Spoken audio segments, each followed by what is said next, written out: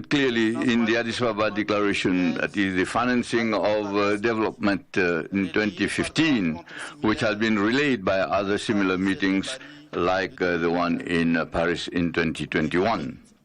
The limits of this model have been established on the basis of objective factors, and I obviously do not want to hash these, but I would limit myself to my brief remarks to one or two of them.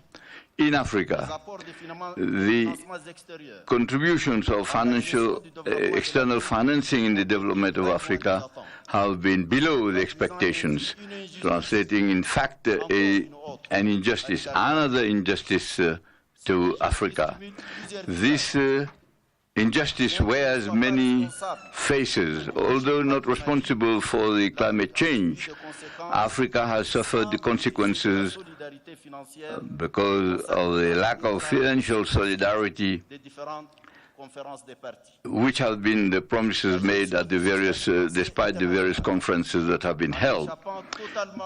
In fact, the situation which is beyond the control of Africa and also has been affected by the financial crisis. The disparity in the reform, what is the shock of the COVID-19, what is to increase liquidity through the establishment of the special drawing rights.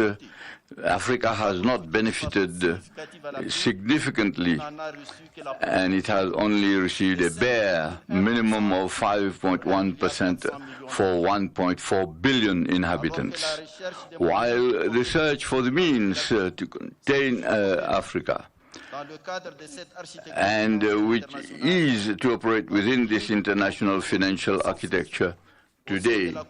There is consensus among the African experts, and even beyond. It is high time to, in fact, call into question the identification of the various problems that are faced by the development of Africa.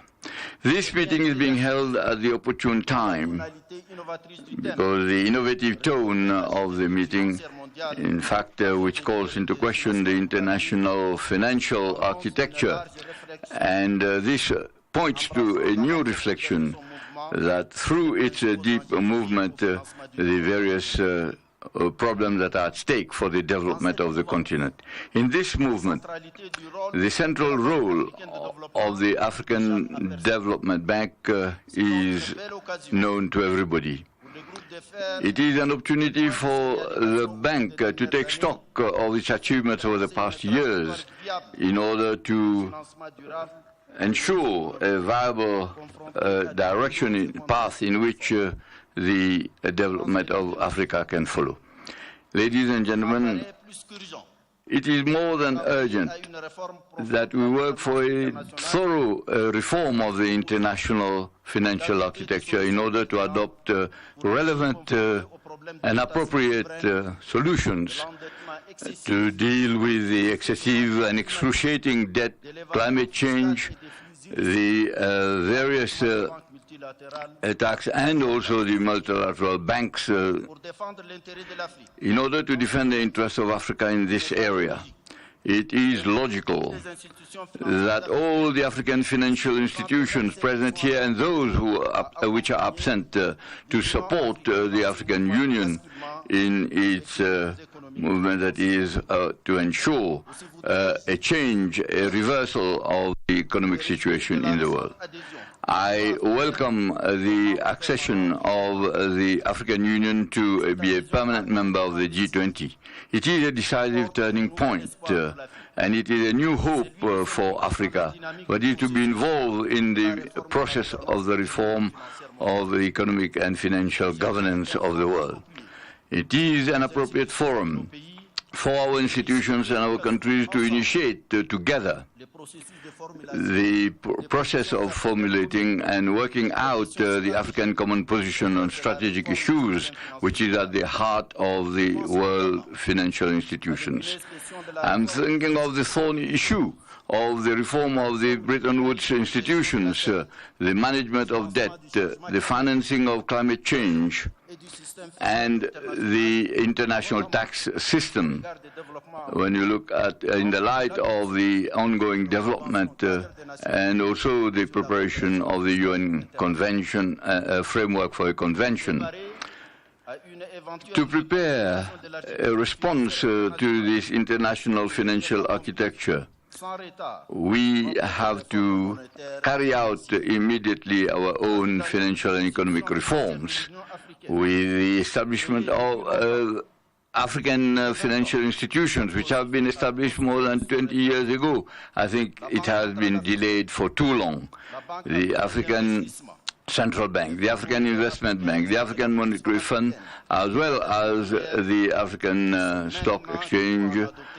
It is now that we have to adopt concrete plans and have to bring them back on track. I call for an ambitious replenishment of the resources of the African Development Fund.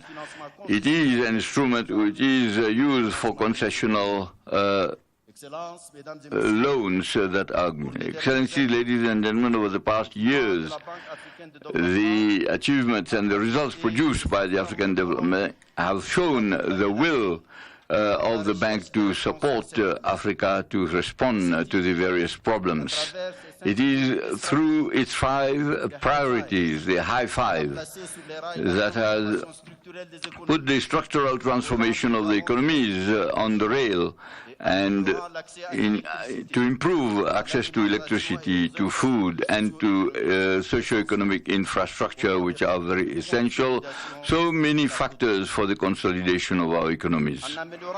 By improving the conditions that are conducive to innovation, particularly in the key areas and industries and services, in order to facilitate the access of economies, national economies, to the value chains in the world.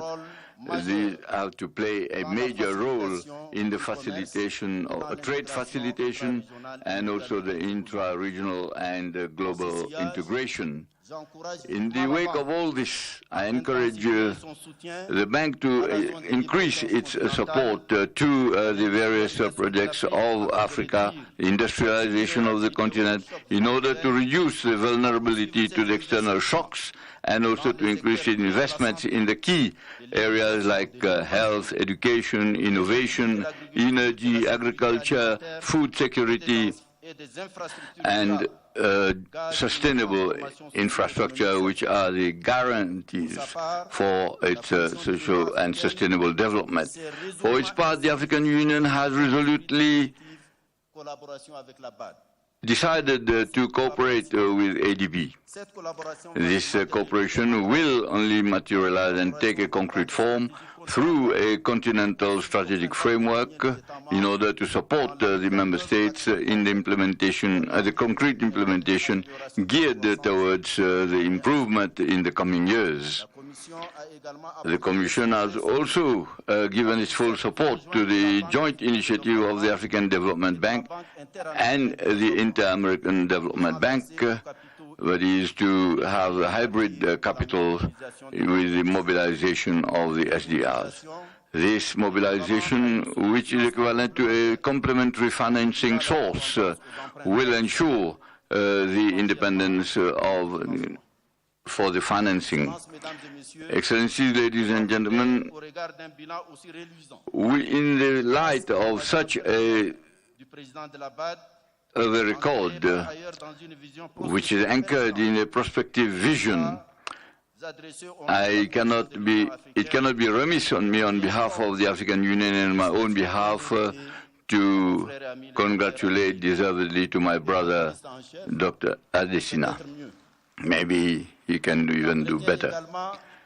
I have the conviction that the bank will, afterwards and later on, the archives will speak of his actions and activities and achievements.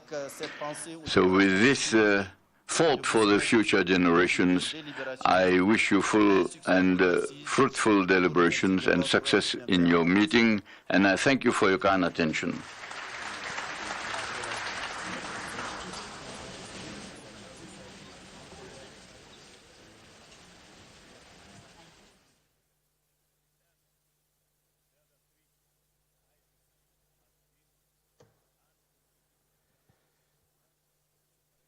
Excellencies, ladies and gentlemen, please join me in thanking the chairperson of the African Union Commission for his address. We are very close to the moment where we will hear from the chief host of the annual meetings. But before then, may we please play the video from the host country.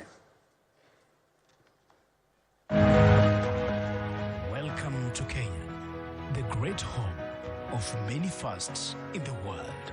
Sitting comfortably in a small corner of the eastern side of the African continent, Kenya is the economic powerhouse and the hub of East and Central Africa, and steadily realizing its full potential as a global player on the world stage. With a growing and youthful, creative and innovative population of about 54 million people, Kenya is the fourth largest economy in the sub-Saharan Africa, strategically located as a gateway to Africa, with strong growth prospects supported by an emerging urban middle class and an increasing appetite for high-level goods and services. Kenya is ranked 56th out of 190 economies in the Ease of Doing Business Index and boasts of a large pool of young, talented, highly educated, skilled and sought-after workforce in Africa. As an influential member of various trade blocs including East African Community EAC, COMESA and Africa Continental Free Trade Area, Kenya as a channel in providing seamless access to almost 560 million people across the region and potentially millions more through further integration into bigger economic communities across the continent and the world. It is the region's logistical hub, playing a big role as a transshipment hub for goods moving to landlocked countries in East and Central Africa through the expanded Mombasa and Lamu port. Kenya is also renowned for its coffee, flowers, fruits, vegetables, nuts and many more quality products, and continue to leave millions of international consumers in awe of the treasures of her fertile soil. Within Kenya's highly diversified economy lies countless opportunities for locals and international investment. There are brand new construction projects popping up all over the country, including city highways like Nairobi Expressway, expansion of the Jomo Kenyatta International Airport, and the Standard Gauge Railway, among others. This exponential infrastructure development, coupled with political and economic stability locally and regionally, highlight enormous growth potential for several sectors including mining, agriculture, manufacturing, energy and the blue economy. Kenya has come a long way in its journey to become Africa's Silicon Savannah, from being just another outpost for multiple multinational companies to spawning revolutionary apps, softwares, and digital innovations that are the envy of even the most advanced economies in the world. And when the local and foreigners are not busy bolstering Kenya's economy, they're enjoying her bountiful natural beauty and vibrant city life. World-famous sites and attractions are dotted all over the country, on pristine beaches, wild plains, beautiful lakes, and towering mountain peaks. Not only is Kenya the home of some of the world's most beautiful sights and wildlife, It has also given rise to a number of prominent global figures who have shot to global stardom in international football, athletics, entertainment, and even world politics. So, as Africa and the world head into an uncertain yet promising future, Kenya continues to rise and sets the pace as a pioneer across the board with big, bold, and brave steps. This is Kenya. For more information, visit www.makeitkenya.go.ke.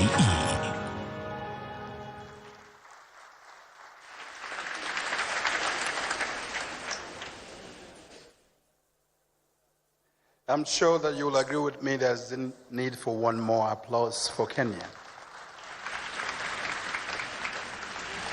Who knew many, many years ago when Senior Obama was going to the United States that there will be a Barack Hussein Obama emanating from Kenya but produced in the United States to be the President of the United States. Excellencies, ladies and gentlemen, may you please rise as we welcome His Excellency, Dr. William Samoei Ruto, President of the Republic of Kenya, to deliver his opening address.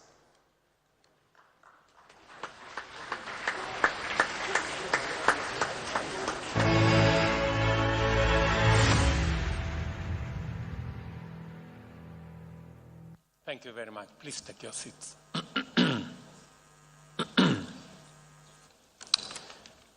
Your Excellency, Denis Sassou Nguesso, President of the Republic of Congo. Your Excellency, Emmerson Mnangagwa, President of the Republic of Zimbabwe.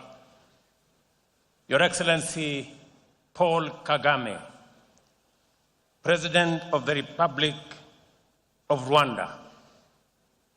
Your Excellency, Hassan Sheikh Mohammed, President of the Republic of Somalia.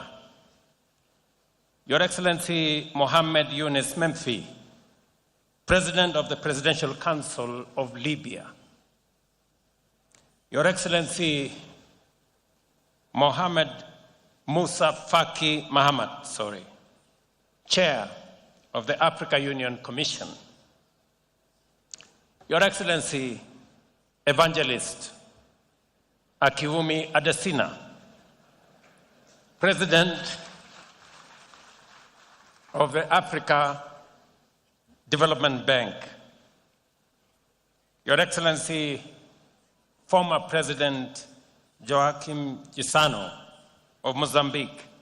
Your Excellencies, Vice Presidents, Prime Ministers, representatives of heads of state, Your Excellency, Governor of Nairobi, Johnson Sakaja, Madam Martha Koome, Chief Justice and President of the Supreme Court of the Republic of Kenya, Excellencies, Ministers, Honorable Governors, ladies and gentlemen, I am delighted and privileged to preside over the opening session of the 59th Annual Summit of the Africa Development Bank Group. On behalf of the people and government of Kenya, I extend a very warm welcome to each of you and invite you to feel at home in this land of many delights. It is a great honor for Kenya to host the 59th meeting of the Africa Development Bank Group, especially as the group celebrates its 60th anniversary. Let me put this in context. We had also the privilege to host the 30th anniversary of the Africa Development Group in 1994. We are privileged to host the 60th. And I have requested the Africa Development Bank Group to offer Kenya the 90th anniversary in 2054.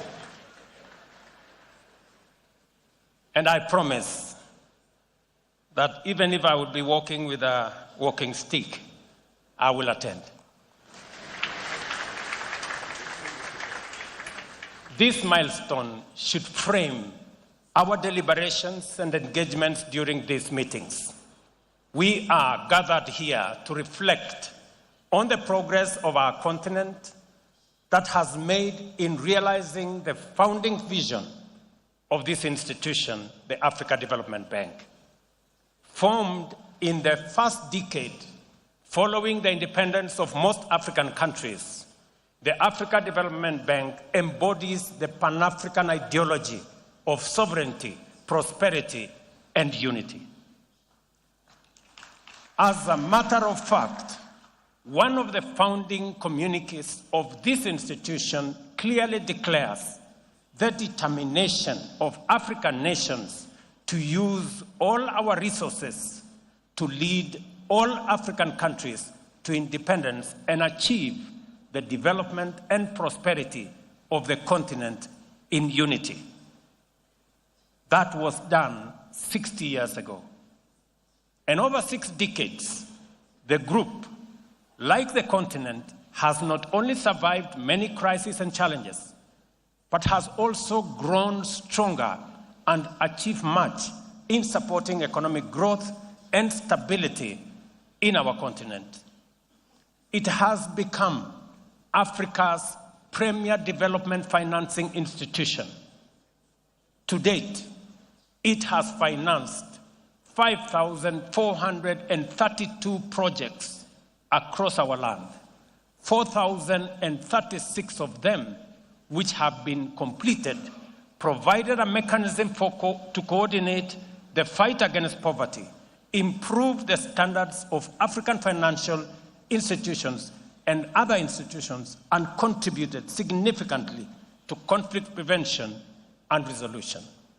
You agree with me, ladies and gentlemen, that Africa Development's performance has been nothing short of sterling.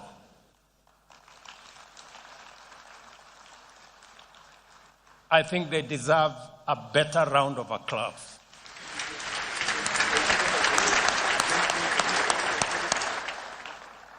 Nevertheless, the pace of African economic growth and development has not kept pace with the rest of the world.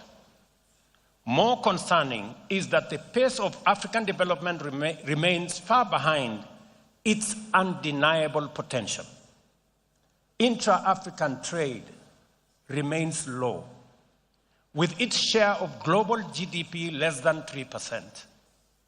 Africa's share of global trade is also low, at just about 2%, and our exports are primarily unprocessed produce and raw materials. Not surprisingly, the rates of poverty and unemployment are still high on our continent. The vulnerabilities arising from this situation undoubtedly contribute significantly to conflict, economic refugees, and in this age of frequent extreme climate shocks, climate refugees. There is tremendous urgency in developing and implementing transformative interventions to turn things around for our continent, our countries, and our people. I am confident that this sense of urgency resonates very strongly amongst African leaders. And I am encouraged that we are not just doing something about it. We are actually making very good progress. Our continent is growing at the world's fastest rate, exceeding the global average of 3%, and 11 of the world's fastest growing economies in 2023 were African countries. We were told that by Adesina. Between 2000 and 2002, Africa's real GDP increased at an annual rate of 4.3%, well above the global average of 2.9%. 7 of the 10 world's fastest growing economies were in this continent of Africa. The Pan-African Economic Integration Agenda has finally taken off.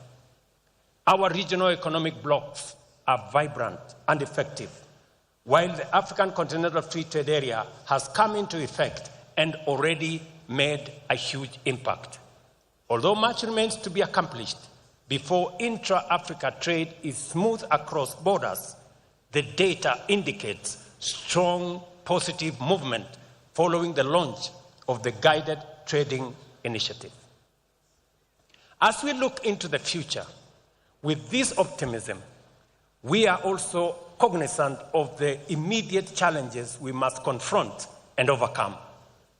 Africa faces multiple serious challenges, including geopolitical risks, the broader effects of armed conflict, the COVID-19 pandemic and its effect, disruptions in the global supply chains, and persistent extreme weather due to climate change and macroeconomic instability. To compound this crisis, the economies of the continent continue to bear the burden of rising costs of servicing huge national debts, caused in part by high global interest rates and, of course, external shocks. I am, however, confident that the strong positive response by African leaders and nations to the Africa Union Agenda 2063 signals our collective intent to undertake radical transformation of African economies, achieve sustainable development goals, and unite our people in prosperity. We have what it takes to succeed, and current activities show movement in an encouraging direction. To achieve this transformation, a consistent commitment of substantial resources is required to invest in infrastructure, industrial capacity to deliver rapid growth. However, we face the rigid barrier of global financial architecture that is fundamentally misaligned with our aspirations. We routinely borrow from international markets at rates far above those paid by the rest of the world, often up to 8 or 10 times more.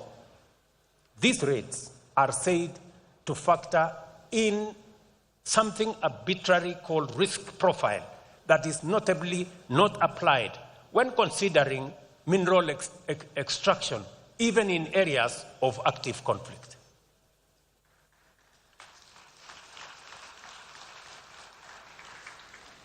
It is safe, we are told, to mine in spaces where there is conflict, but it is risky to lend to African economies. What a contradiction. The debt problem faced by many countries, which consume the largest share of national resources and starve development agenda, we are a direct result of this unjust financial architecture. This situation not only makes debt unsustainable, but also undermines growth, prevents countries from investing in resilience, and denies millions of people, especially young men and women, their fair shot at life's opportunities. Africa remains most vulnerable to the effects of climate change, as evidenced by recent devastating floods, for example, in Kenya, and drought in Southern Africa, from which we are still working to recover, as well as other climate-related disasters across the continent. The adverse impact of climate change or the fiscal sustainability of many economies, especially in developing countries in Africa, deserves our serious attention. Despite contributing only 4% of global carbon emissions, we bear the brunt of climate change effects. climate change is a threat multiplier. Its direct impact and related responses negatively affect our fiscal position through reduced revenues and increased public spending. The frequency of extreme weather events continuously diminish the resources available for public investment and provision of critical public goods such as health, education, and other social services.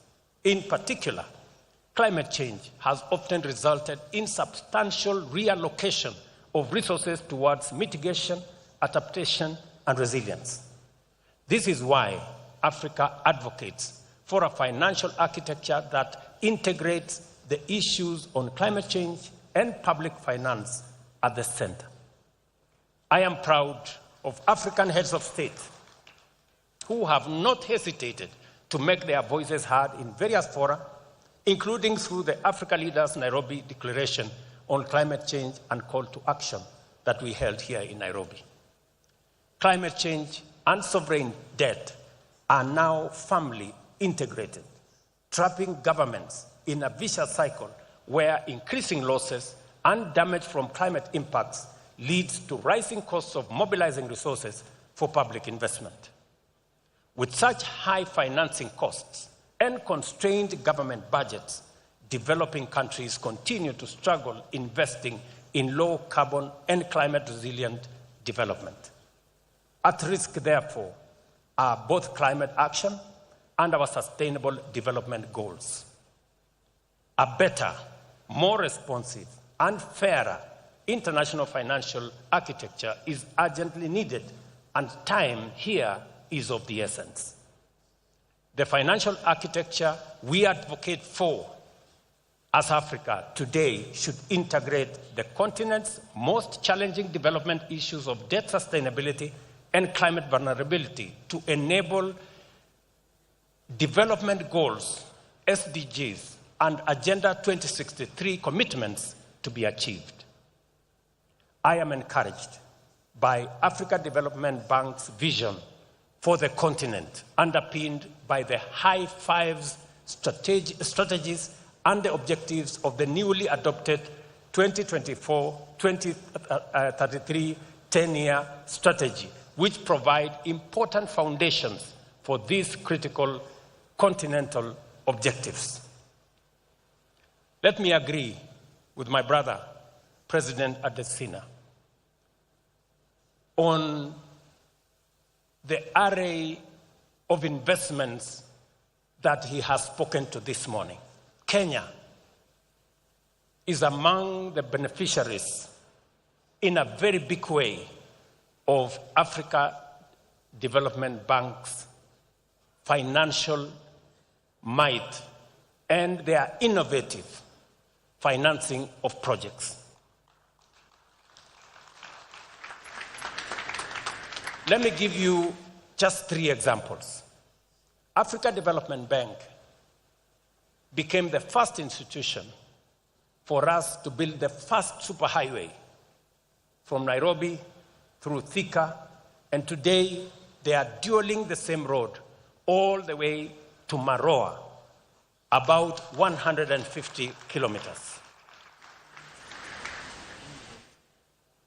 Africa Development Bank worked with us to provide water and sanitation in 28 towns and cities in Kenya that today all of them are complete. And Africa Development Bank is building with us the largest water dam in Kenya in a place called Tuake. And of course, Africa Development Bank did what Adesina said. Last 10 years, working with Africa Development Bank, other multilateral banks, and friends, they have enabled Kenya to increase electricity connectivity from 27% in the last 10 years to 76% today.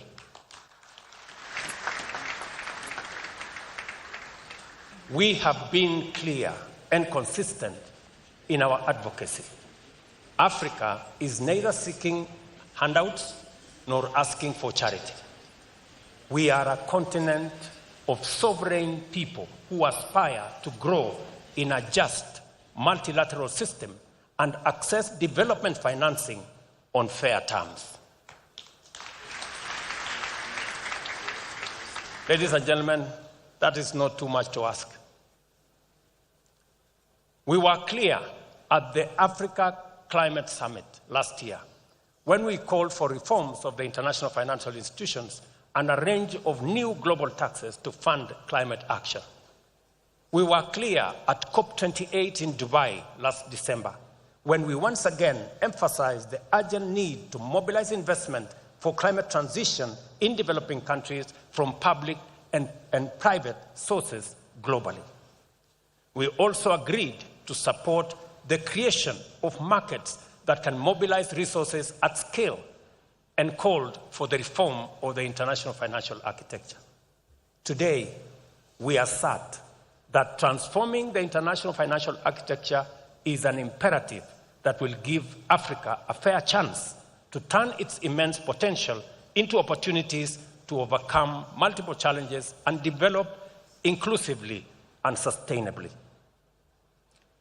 I take this opportunity to reiterate my call at the recent concluded IDA 21 summit here in Nairobi, that we appeal for a substantial 17th replenishment of the Africa Development Fund by at least US $25 billion to increase its capacity to continue providing concessional financing to the least developed African countries.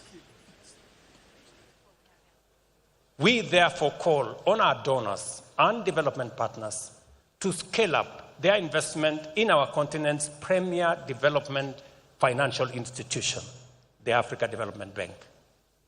To further strengthen the capacity of our multilateral development institutions, we strongly support the proposal to rechannel special drawing rights through the Africa Development Bank as endorsed by the Africa Union's Assembly of Heads of State and Government.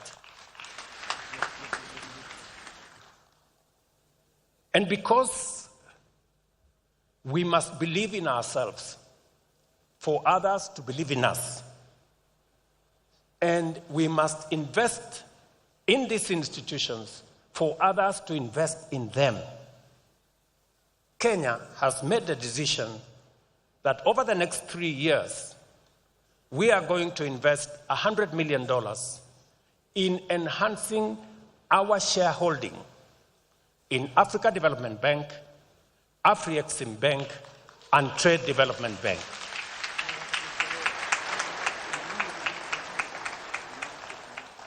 We have already made the investment in Afri-Exim Bank.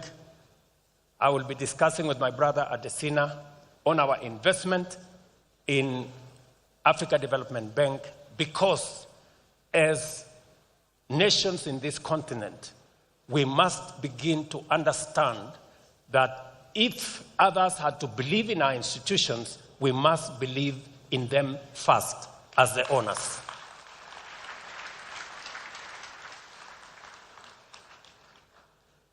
The multiplier effect of the rechanneled SDRs will significantly increase the lending capacity of the Africa Development Bank. This initiative has the potential to unlock additional financing for high priority and transformational development projects, which are currently constrained by available resources. Kenya pledges to continue championing SDR rechanneling through the African Development Bank.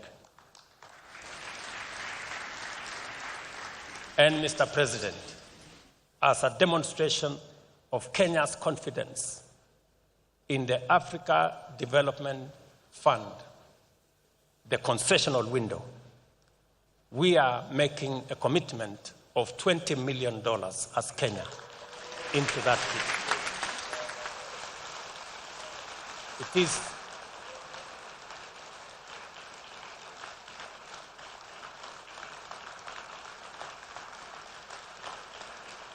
Thank you very much. Thank you. Thank you very much. It is a demonstration that for us to raise $25 billion, we need to demonstrate our commitment and belief in the investments we are making in this institution. Nobody doubts that investing our resources in Africa Development Bank is a logical, it is a profitable investment. I have since had I was motivated by the profits I saw and the dividends that will be paid.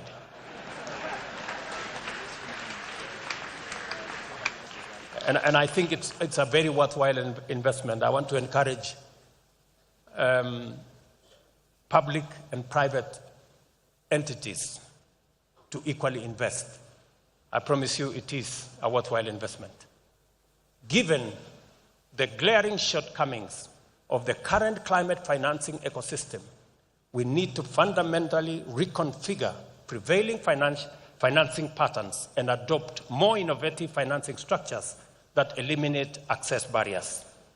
I commend the Africa Development Bank Group for developing innovative financial instruments tailored to our continent's unique needs. These instruments are more ambitious in financing and our significant development projects, including heavy investments in smart agriculture and clean energy generation. However, more financial resources need to be channeled towards climate adaptation in Africa.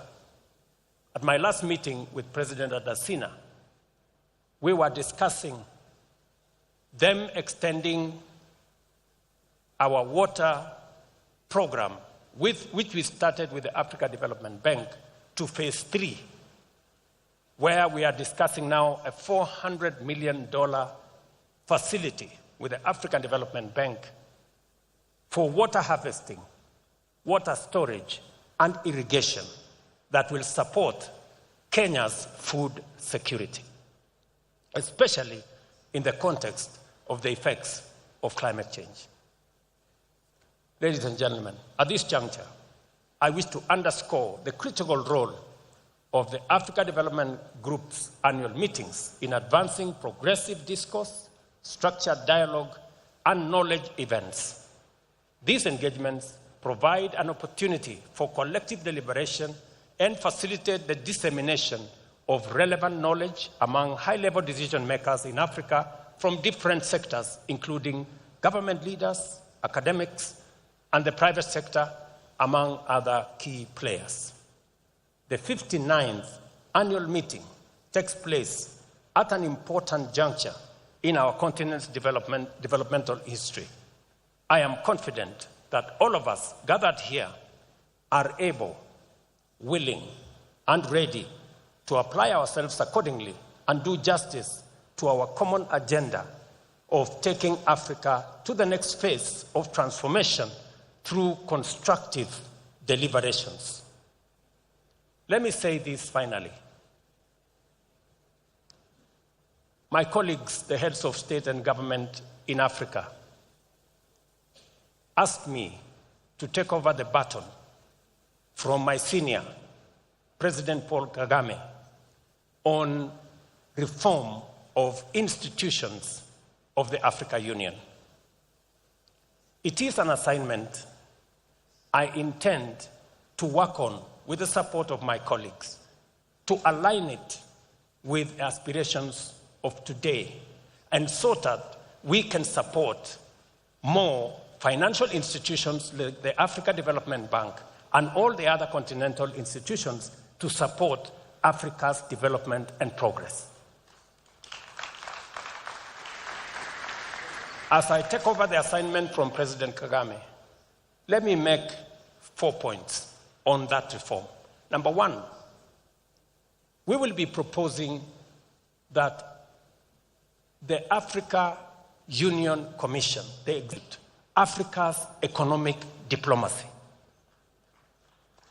so that we can unlock the potential of our continent so that we can showcase the assets that we have, our mineral assets, our agricultural development assets, our human capital assets, our natural resources assets, and use them to create investment opportunities so that we turn our potential into opportunity and opportunity into investment and create a better Africa for all of us.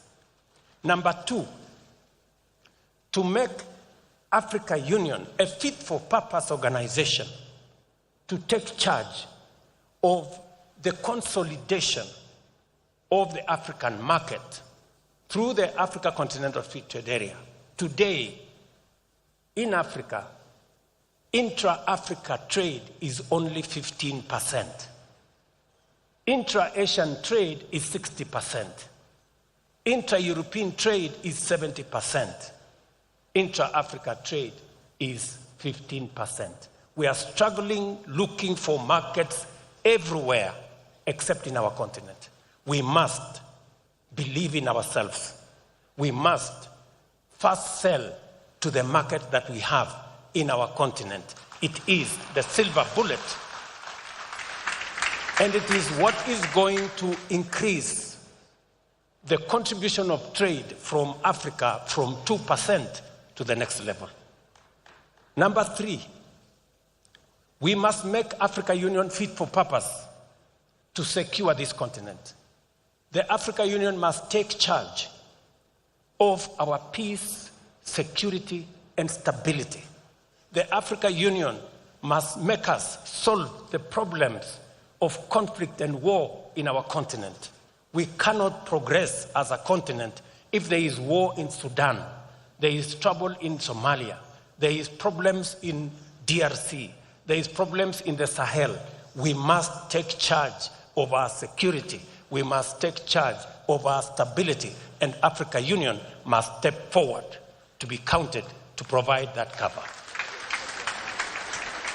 And finally, the Africa Union must work with us to close the infrastructure gap.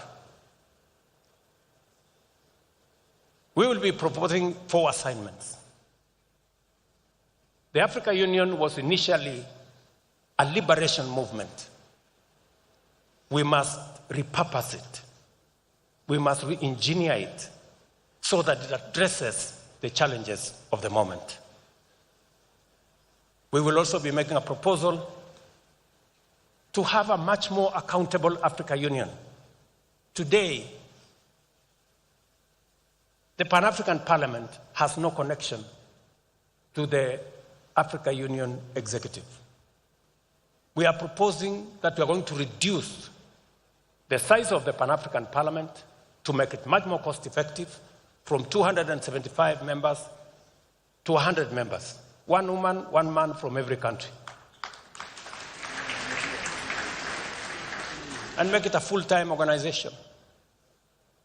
Let it approve the budget of the Africa Union. Today, the budget of the Africa Union is approved by people who are not people's representatives.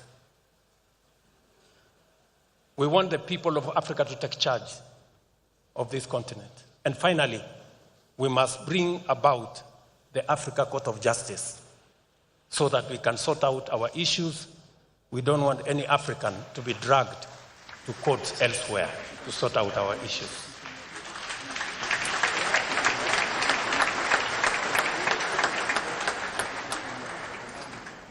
We need something short of a revolution to have a good organization for ourselves. I look forward, ladies and gentlemen, to the output of these meetings, and I am optimistic that your recommendations for reforming the architecture of the global financial institutions will be as radical and as ambitious as the AU's Agenda 2063. Your participation here promises viable solutions to enable our countries mobilize sufficient resources to close Africa's development financing gap and accelerate our structural transformation across the continent. Ladies and gentlemen, the 59th annual meeting of the Africa Development Bank Group is now officially opened. I thank you.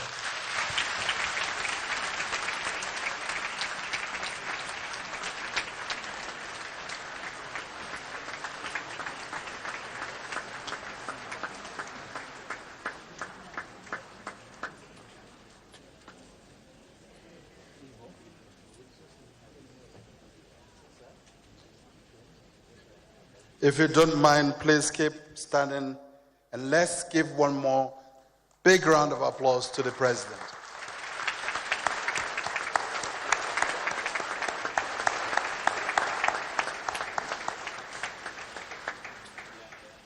You may be seated. Now there's a challenge between President Ruto and President Adesina as to who is more passionate evangelist.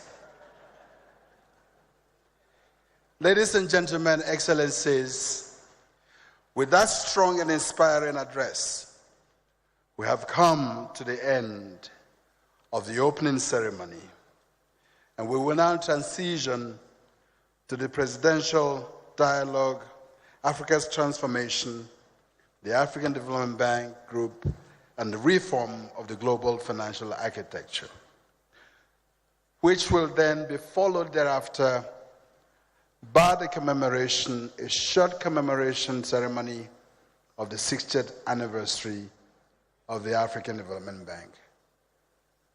Thank you so much for being with us at this opening. The meeting continues, and I hand over to the team responsible for the dialogue. Thank you for having me.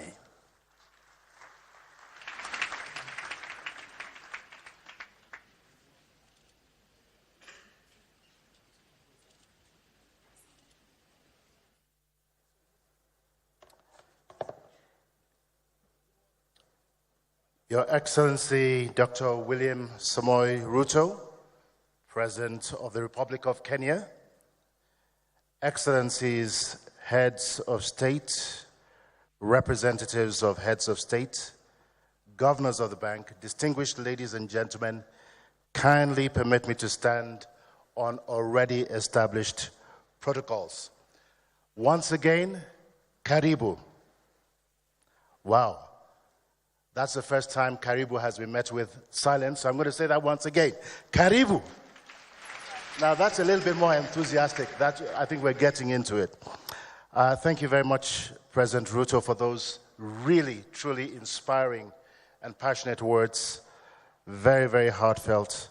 Thank you very much. Welcome to this presidential dialogue on Africa's transformation, the African Development Bank Group, and the reform of the global financial architecture here at the annual meetings of the Board of Governors of the African Development Bank, holding at the KICC, Kenyatta International Conference Center, in the beautiful, and I must say green, capital city of Nairobi. My name is Victor Oladokun. Yes, you can clap for Nairobi and certainly for Kenya. Kenya is green and has had a long history of being so. My name is Victor Oladokun, and it really is an honor to moderate the two presidential dialogues that are ahead of us this morning. Our conversations will revolve around what must be done in a fast-changing, dynamic global environment to kickstart and transform Africa's economies, as well as ensuring that they do remain sustainable. But first, permit me to invite to the podium a global leader who has a reputation, actually two reputations. One for not believing in the word impossible, and two, for being dubbed Africa's optimist-in-chief, a very well-deserved tag. Not because he is unaware of the continent's many challenges, but because he strongly believes that under any circumstances, change is possible. Please join me in welcoming to the podium once again the President of the African Development Bank Group, Dr. Akinwumi Adesina, as he comes forward to provide opening remarks.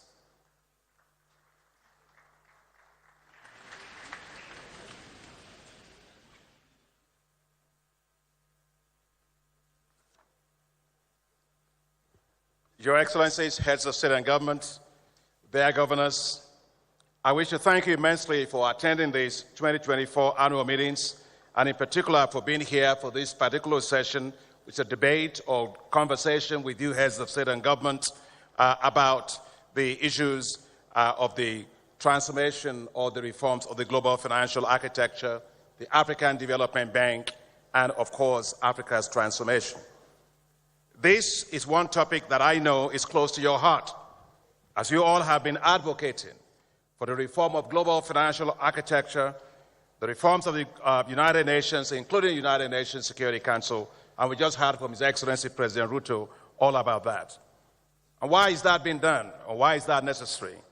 That's to ensure that Africa's voice is heard, that Africa's priorities are in fact prioritized, that Africa's financial needs are appropriately considered, that there is equity, fairness, and justice in dealing with the most pressing challenge of our time, climate change.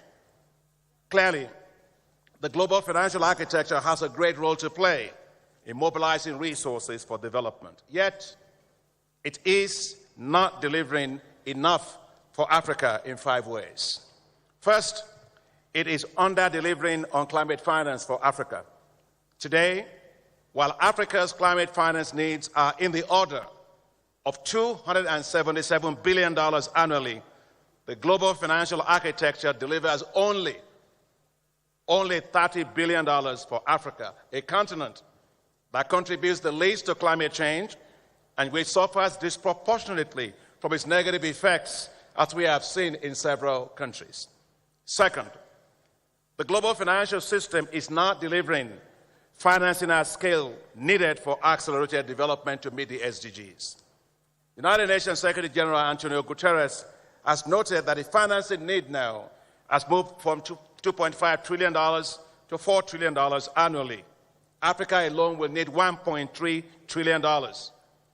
With SDGs, of course, due to lack of adequate financing, Africa will not be able to meet SDGs by 2030 under the current trajectory.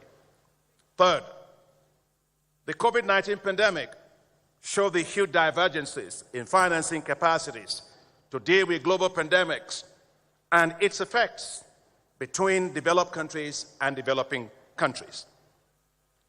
While developed countries provided over $19 trillion to support their economies during this crisis, pandemic, equivalent to roughly 18% of the global GDP, African countries provided only $83 billion, or 3% of their GDP. No wonder there is economic divergences between Africa and developed countries and even emerging market economies, because we heard something about COVID, that people have long COVID. But now also in terms of fiscal space for African countries, it's a long COVID in terms of fiscal space because it takes a long time to be able to recover from such pandemics like that. Fourth, the global contingent financing facilities have not been fair and equitable. Take the case of the special drawing rights, as President Ruto has mentioned. Out of the $650 billion of Asia allocation, Africa got $33 billion, which is roughly 4.5%. In other words, those that needed it the most got the least. However, I want to really thank the IMF. I want to thank my sister, Kristalina Georgieva, and all our team at IMF, and of course the IMF board, for recently approving the use of SDRs as hybrid capital, which of course multilateral development banks like us can leverage 3 to 4 times and deliver greater impact based on the model that the African Development Bank and the Inter-American Development Bank have developed. We're very grateful for that support. I also like to commend the IMF for providing a third seat for Africa at the board of IMF, as the chairman person of the African Union Commission mentioned the importance of having more space around the table for Africa, and we're grateful for that as well. The admission of African Union to G20 is also a commendable development, long overdue. Fifth, the global financial architecture is failing in dealing with the high rising debt burdens of African countries. While the G20 Common Framework is working to address these challenges, and we support it, to achieve equal and comparative treatment between official creditors, private creditors, and commercial lenders, the process, however, is taking way too long. Unfortunately, we shouldn't forget that Africa went through things like that in the 90s. The Multilateral Debt Relief Initiative, also the Highly Indebted Poor Country Initiative, that just dragged on, and unfortunately, we had a lost decade because of that. There's therefore a need for speedier, comprehensive resolution of debt burdens of countries. It's hard to run up a hill with a backpack of sand behind one's back. So while globally the Debt Service Suspension Initiative helped to defer due debt service payments, it only postponed it. It did not solve the problem. There is need for more timely, comprehensive debt treatment, debt restructuring, and debt resolution for African countries. And finally, Your Excellencies, the rules of global taxation, as President Ruto rightly mentioned, need to be modified to ensure that they are serving developing countries. Cooperation across jurisdictional tax rules is needed to avoid Africa losing taxes to multinational corporations that do illicit capital flows. And sometimes I hear a lot about illicit capital flows. It's not just African countries.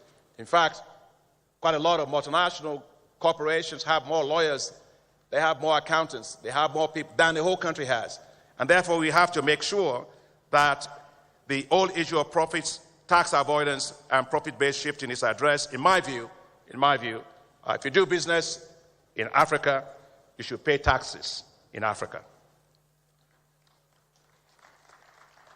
Your Excellencies, we look forward to hearing your views and perspectives, especially what the African Development Bank and all of us can do in the reforms of the global financial architecture. I'm particularly delighted that my dear brother and friend and colleague, His Excellency Dr. Mohamed Al-Jazar, President and Chairman of the Islamic Development Bank Group, is here with us today at our annual meetings, and he will also be sharing with you some thoughts ahead of your conversation. Once again, thank you, Your Excellencies, for your participation. It's a great honor for us to have you. Thank you very much.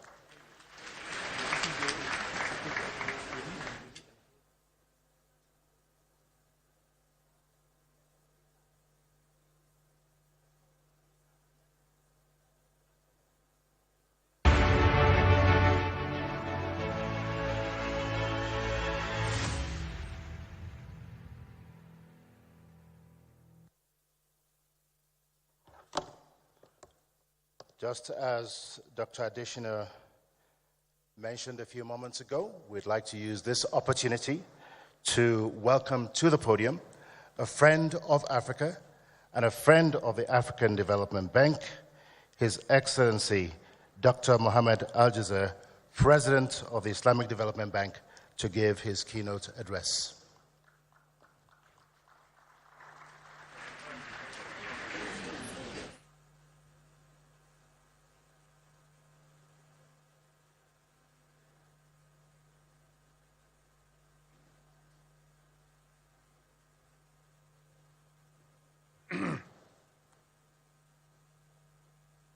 بسم الله الرحمن الرحيم. Your Excellency, President William Ruto, the President of the Republic of Kenya, Your Excellencies, Heads of State, Your Excellency, my dear brother and friend, Dr. Adesina, President of the African Development Bank Group, the Honorable Heads of international and regional institutions, Honorable Ministers, ladies and gentlemen. It is indeed an honor to be part of this special gathering to celebrate the African Development Bank Group's 60 years of remarkable contributions to Africa's development journey. I am delighted to address such a distinguished audience today to share my thoughts on Africa's transformation, the African Development Bank Group, and the reform of the global financial architecture. Let me also take this opportunity to highlight the exceptional value we at the Islamic Development Bank place on our strategic partnership with the African Development Bank Group. It is a commitment to a shared dream of transforming the African continent and helping it deliver on its hopes and aspirations. Your Excellencies, ladies and gentlemen, Africa, a continent full of promise and endowed with abundant resources. Africa, a continent that holds the dreams and aspirations of hundreds of millions of its people. Africa, a continent full of potential, yet grappling with critical challenges on its road to structural transformation. Since the turn of the century, many African countries have exhibited strong economic growth. A significant portion of this growth is the result of better macroeconomic management, higher investment and trade, larger regional markets, and to a lesser extent, some degree of structural transformation. Despite this progress, the core components of human development, including income levels and formal employment, remain low and vulnerable to shocks. This leads me to the key question that the region and its governments need to tackle in the coming years. What will it take to ensure that this higher growth is sustainable and inclusive? To foster and sustain development gains, economic growth alone is insufficient. African countries need to deepen their structural transformation to ensure a prosperous and secure future for all Africans. The priority will be on transforming natural resource-driven economies into knowledge-driven ones, while taking advantage of the region's demographic dividend. Reforms ought to focus on fostering a more conducive business environment to enhance competitiveness and encourage initiatives that take advantage of regional growth opportunities. In this regard, the African Continental Free Trade Area offers a huge potential for building regional supply chains, developing intra-African production networks in manufactured goods, and enhancing competitiveness. Excellencies, ladies and gentlemen, Africa is on the ascent, and I am optimistic about its development prospects.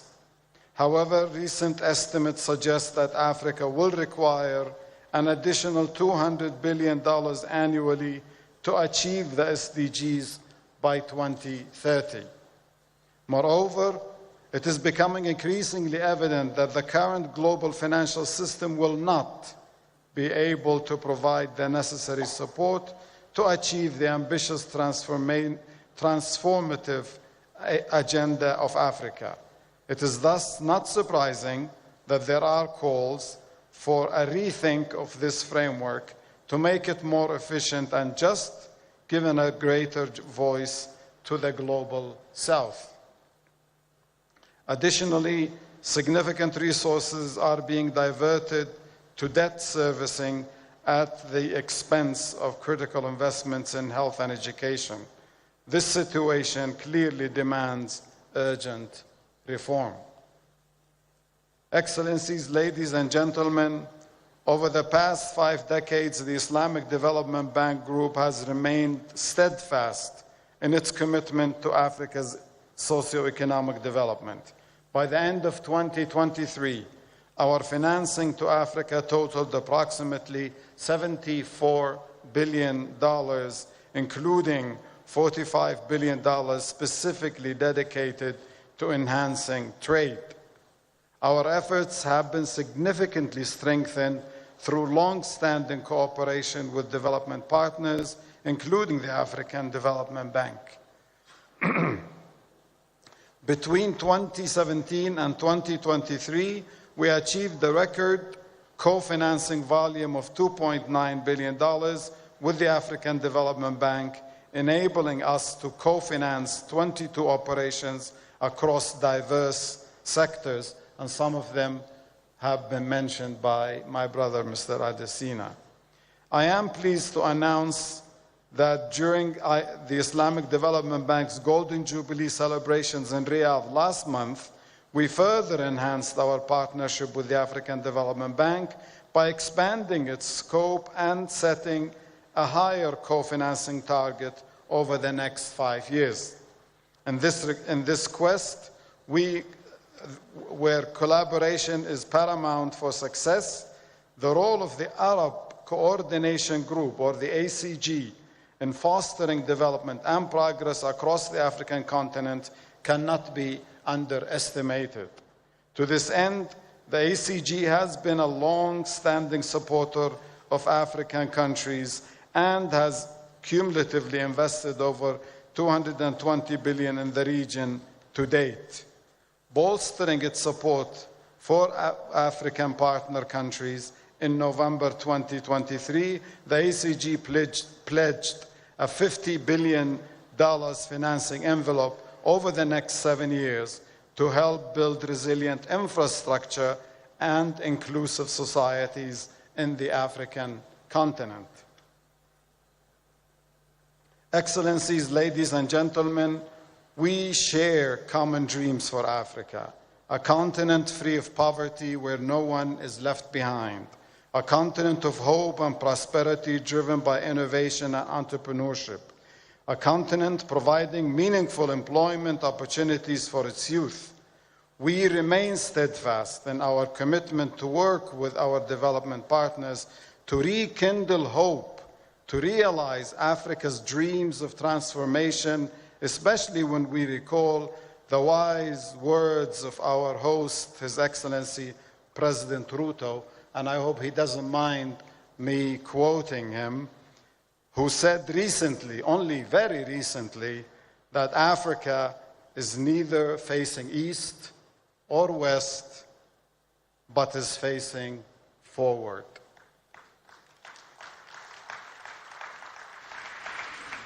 I wish you all successful deliberations throughout the remainder of this dialogue. I look forward to positive impact these discussions will have on shaping our strategies and actions to mobilize affordable financing for Africa's inclusive growth and structural transformation. Thank you very much. Wassalamu alaikum wa rahmatullahi wa barakatuh.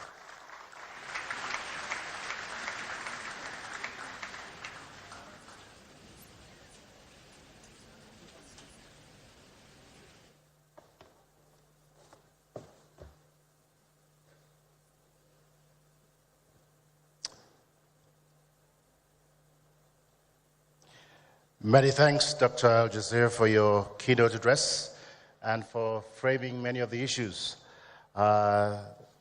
which will surround much of the presidential dialogues that have been convened this afternoon, or this morning and afternoon. At this point, I would like to invite members of the first presidential dialogue panel to take their seats on the platform.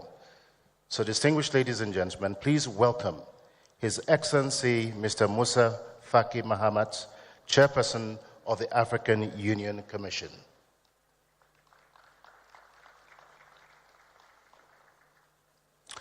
Her Excellency Mrs. Sarah Kugon-Gelwa Amadila, Prime Minister of the Republic of Namibia, representing His Excellency Mr. Nangolo Mbumba, President of the Republic of Namibia. His Excellency Mr. Mohammed Yunus El Menfi, President of the Presidential Council of the State of Libya.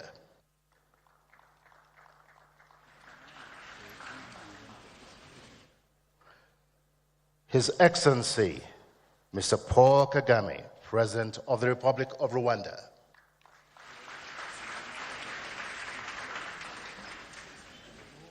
last but certainly not the least, His Excellency Dr. William Samoei Ruto, President of the Republic of Kenya.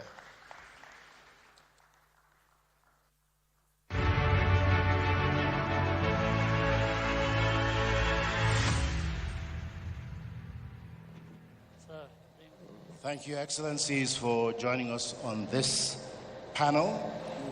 Just a few rules here. One, because we are running behind time by probably almost 50 minutes, each one of you will have about 3 minutes to respond to each of the questions that are posed to you.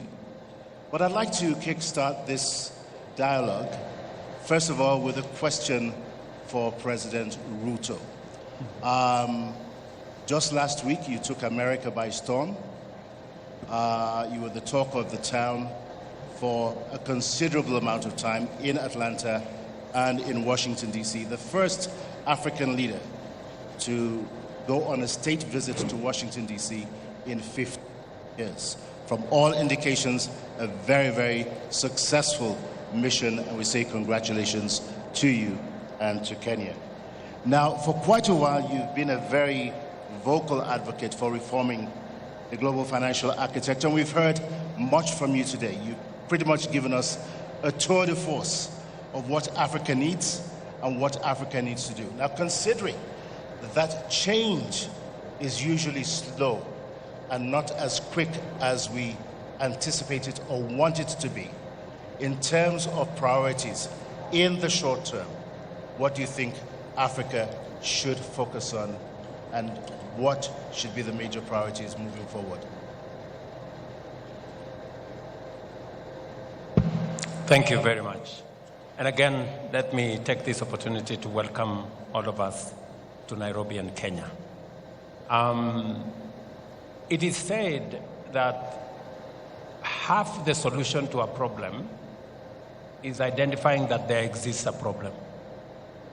For a very long time, many people did not admit that there was something fundamentally wrong with the international financial architecture. In fact, initially, when voices were raised, they were dismissed. But I want to say today we are very proud, those of us, especially from this continent, who raised our voices, that today the conversation in the world is no longer whether we have a fit-for-purpose international financial architecture. Everybody admits that there is something fundamentally wrong with it. The issue in conversation now is where, how do we reform it? So the issue of reform is settled. It must be done. And I think it begins with, once we understand the problem, then it begins with where do we start? I think what we are saying is we need a financial architecture that has the following characteristics. Number one, long-term financing. 40 years, grace period, 10 years, or something in that order. Number two, low interest rates, concessional financing, including, where possible, grants. Number three, we also need financing at scale. The quantum is very important. And then number four, we also need financing that is agile, that is flexible, especially that responds, that is climate sensitive, so that if there are shocks, that financial architecture must be responsive, because climate change is the new normal. Switching from drought to floods progressively is becoming what it is. In Kenya, we had drought a year ago that decimated 2.5 million heads of livestock.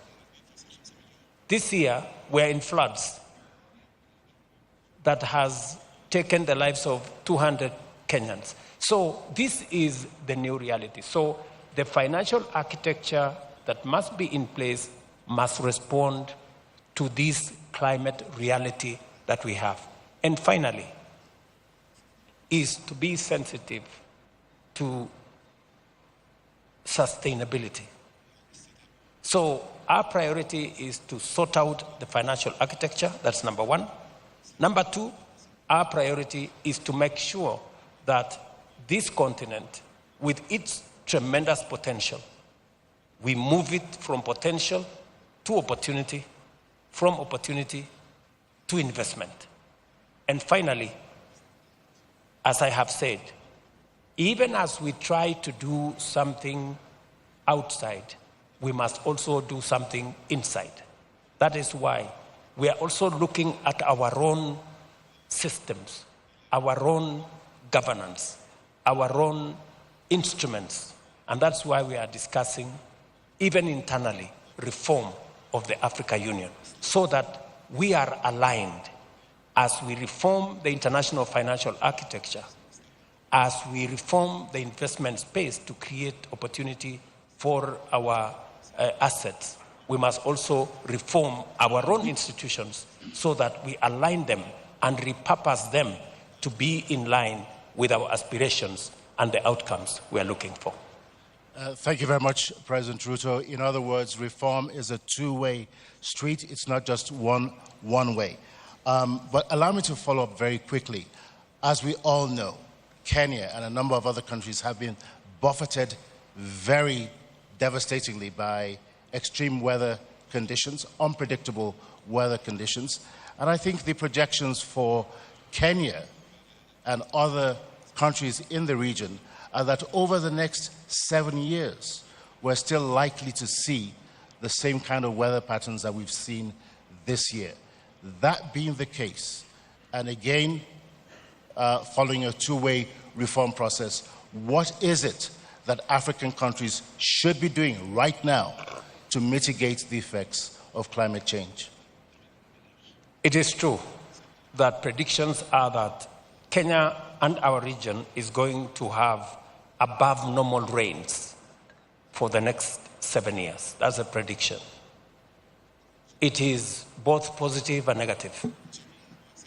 And that is why, working with institutions like the Africa Development Bank, we are developing resilience instruments. It is the reason why we are having a conversation with the Africa Development Bank on our water infrastructure. How do we take care of this excess water? And how do we turn this excess water into an asset for making sure that we use it for our food security, we use it for the positive elements. So we must align our programs, our strategies with the reality of the moment and with the predicted reality of the future. So that is the alignment that we must do. Thank you very much, President Ruto.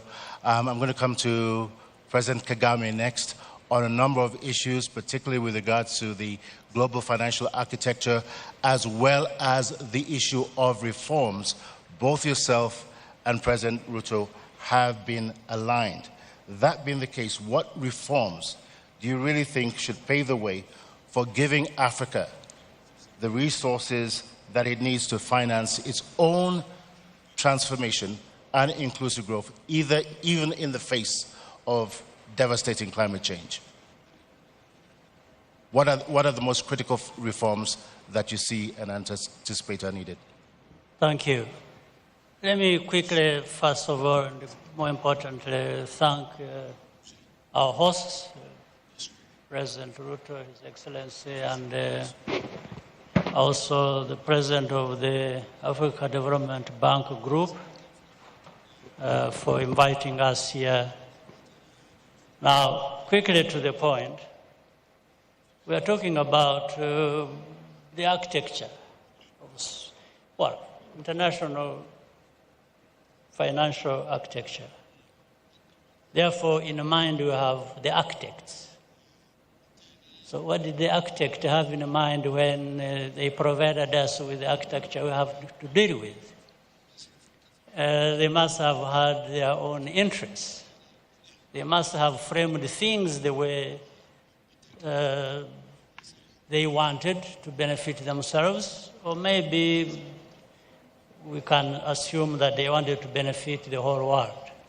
Now, we are here discussing the situation as it is, where we find there are enormous resources in this world, but inequitably distributed.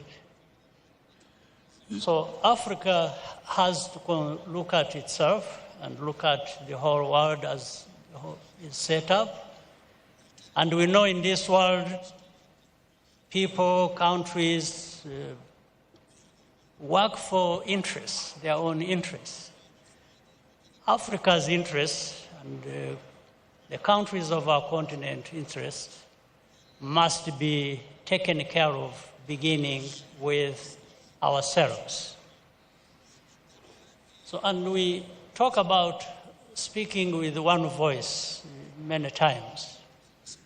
It has to be one voice. It has also to be loud and clear and effective. For that to happen, we think about working together. We think about representation.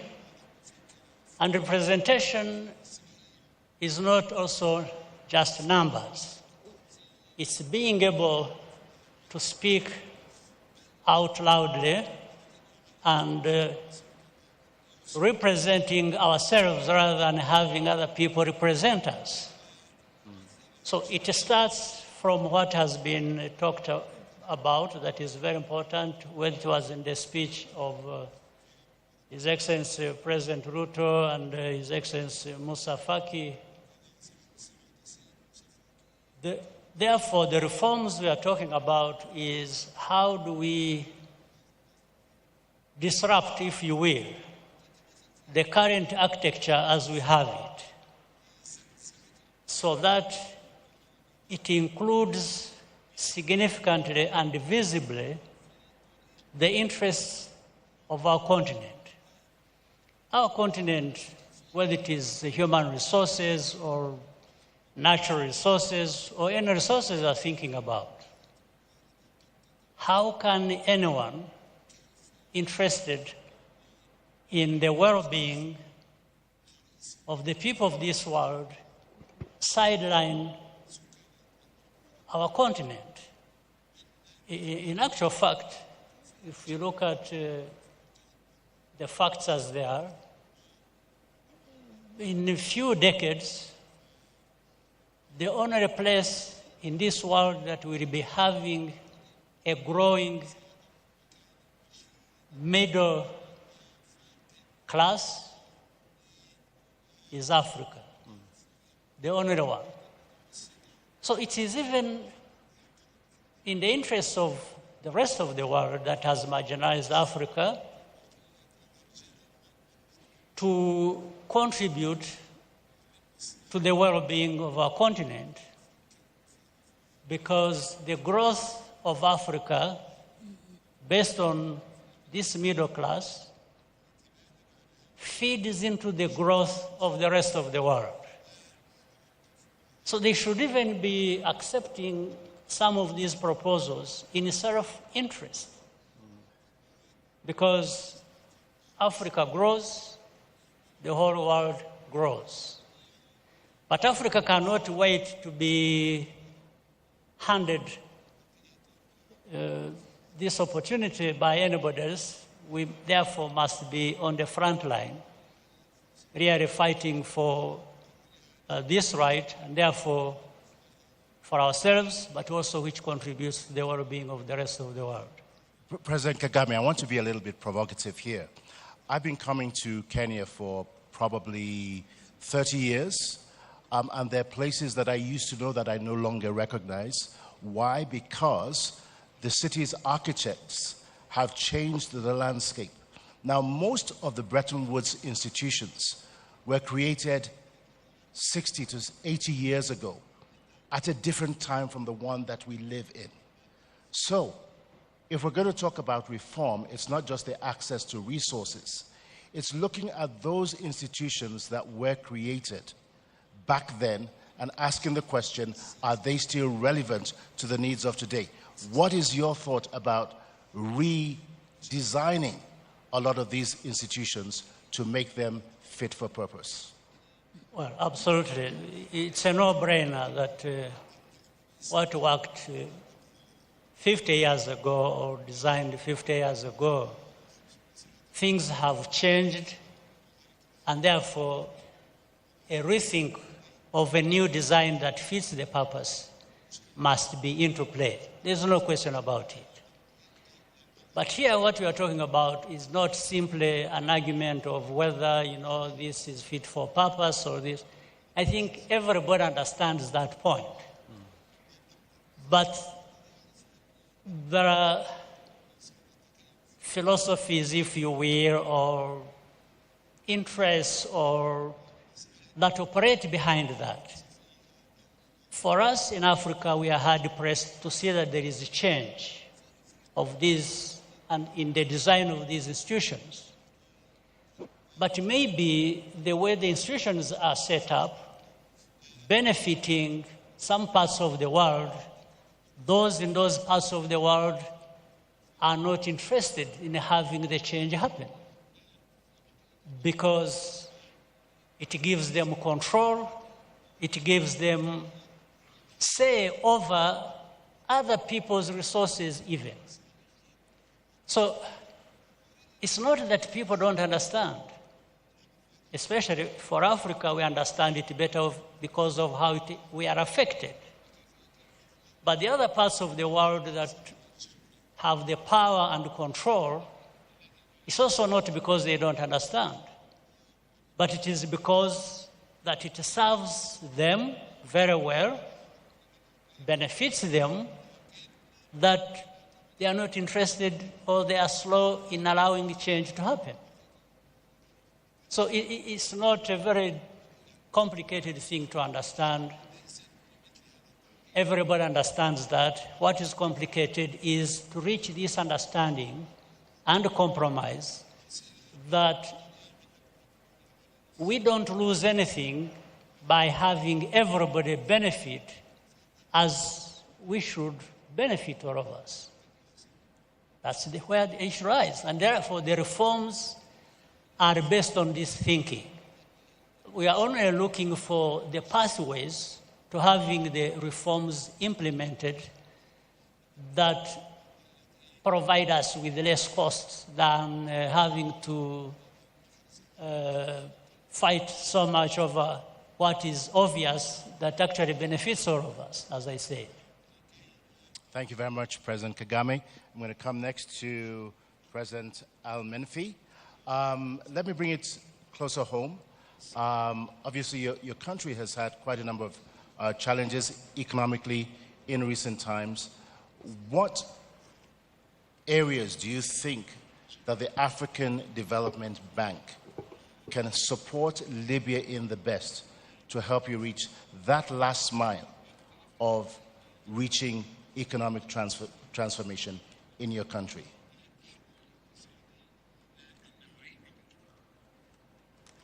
شكرا جزيلا. أنا أعطي فرصة حتى للترجمة إذا كان في.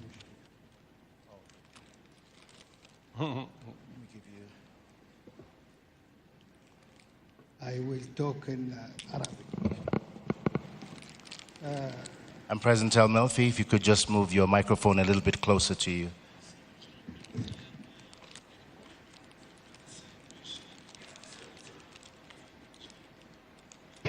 في البداية أحب أن أشكر فخامة الرئيس روتورو على الضيافة وحسن الاستقبال. Thanks to President William Ruto, as well as the people of Kenya, for the very warm welcome extended to us. I'd like to thank Mr. President as well for his leadership role in this transformation, the financial transformation, economic transformation also the transformation of financial institutions across Africa. I'd also like to stress another point, that is to say that sometimes in some African countries,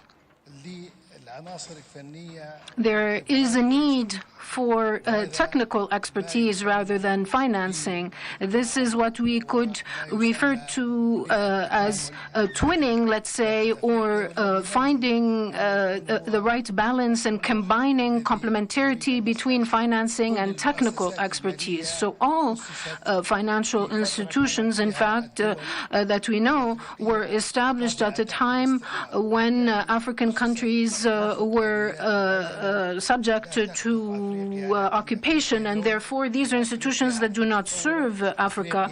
And yet today Africa has developed, Africa has many resources and assets, and Africa is very much in a position to grow and to develop at a much faster pace than at any time before.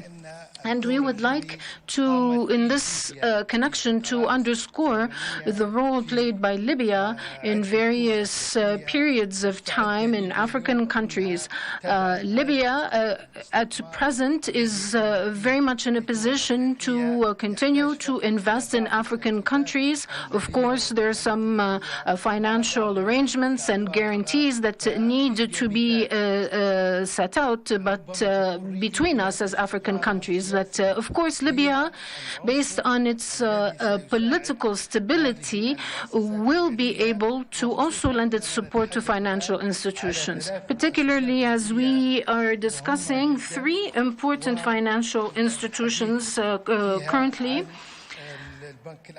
the African Development Bank, as well as the African Investment Bank, which is currently headquartered in Tripoli.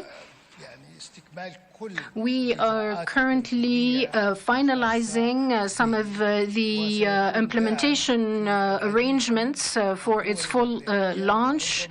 And we hope that this institution will really play a pivotal role and be an additional step in terms of strengthening African financial institutions. We're interested as well in cooperation between countries, but also with the African Union,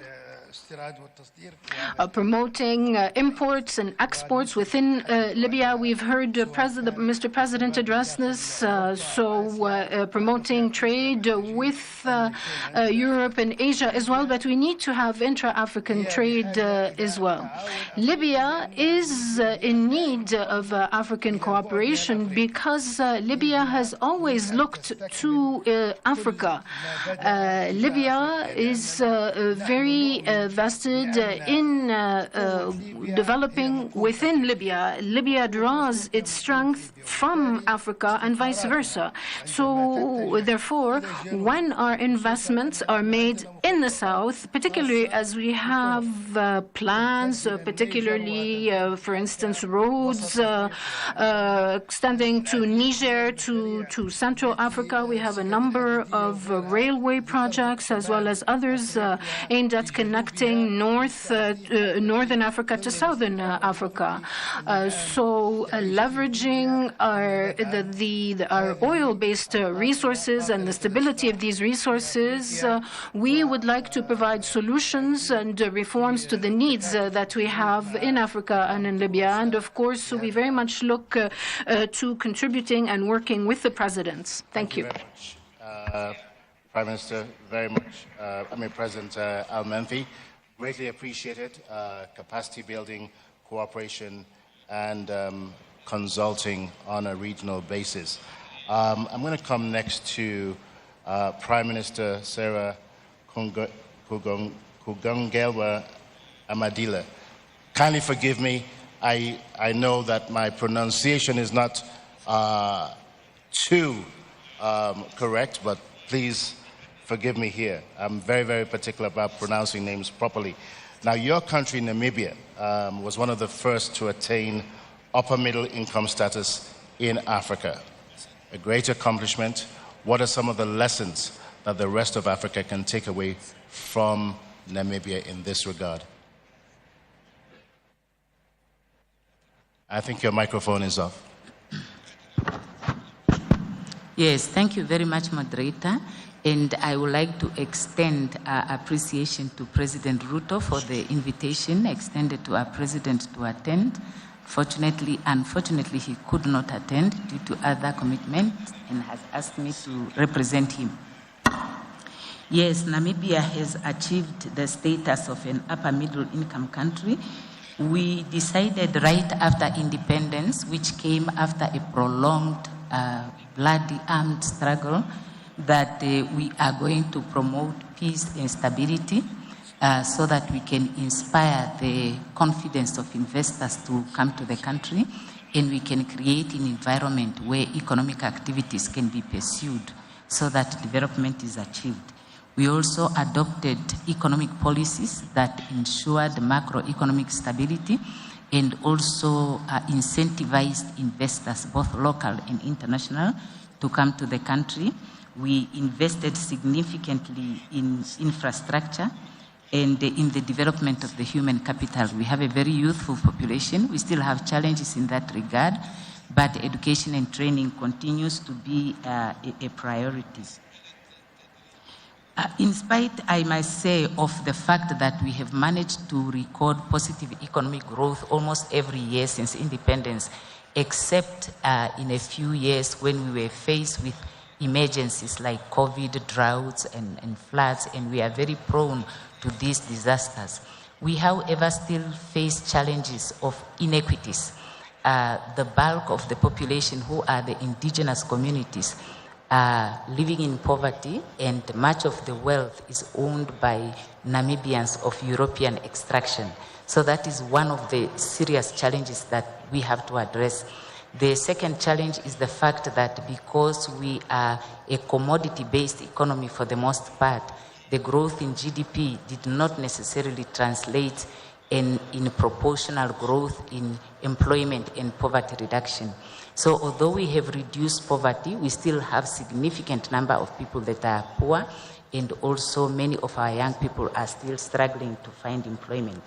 So we consider it a priority to diversify the economy, to promote value addition so that we can create jobs and also reduce the vulnerability of the economy to external shocks, including the shocks to droughts and floods. And actually, as we speak now, Namibia is experiencing one of the worst droughts that we have faced. About 1 million people are depending on government support to be able to survive, because the harvest was very poor, the rains were late and grossly inadequate. So we do have those challenges, and we are also prioritizing, because we are a small population, we are only 3 million, and we are vast in terms of infrastructure. It's very costly to put them up.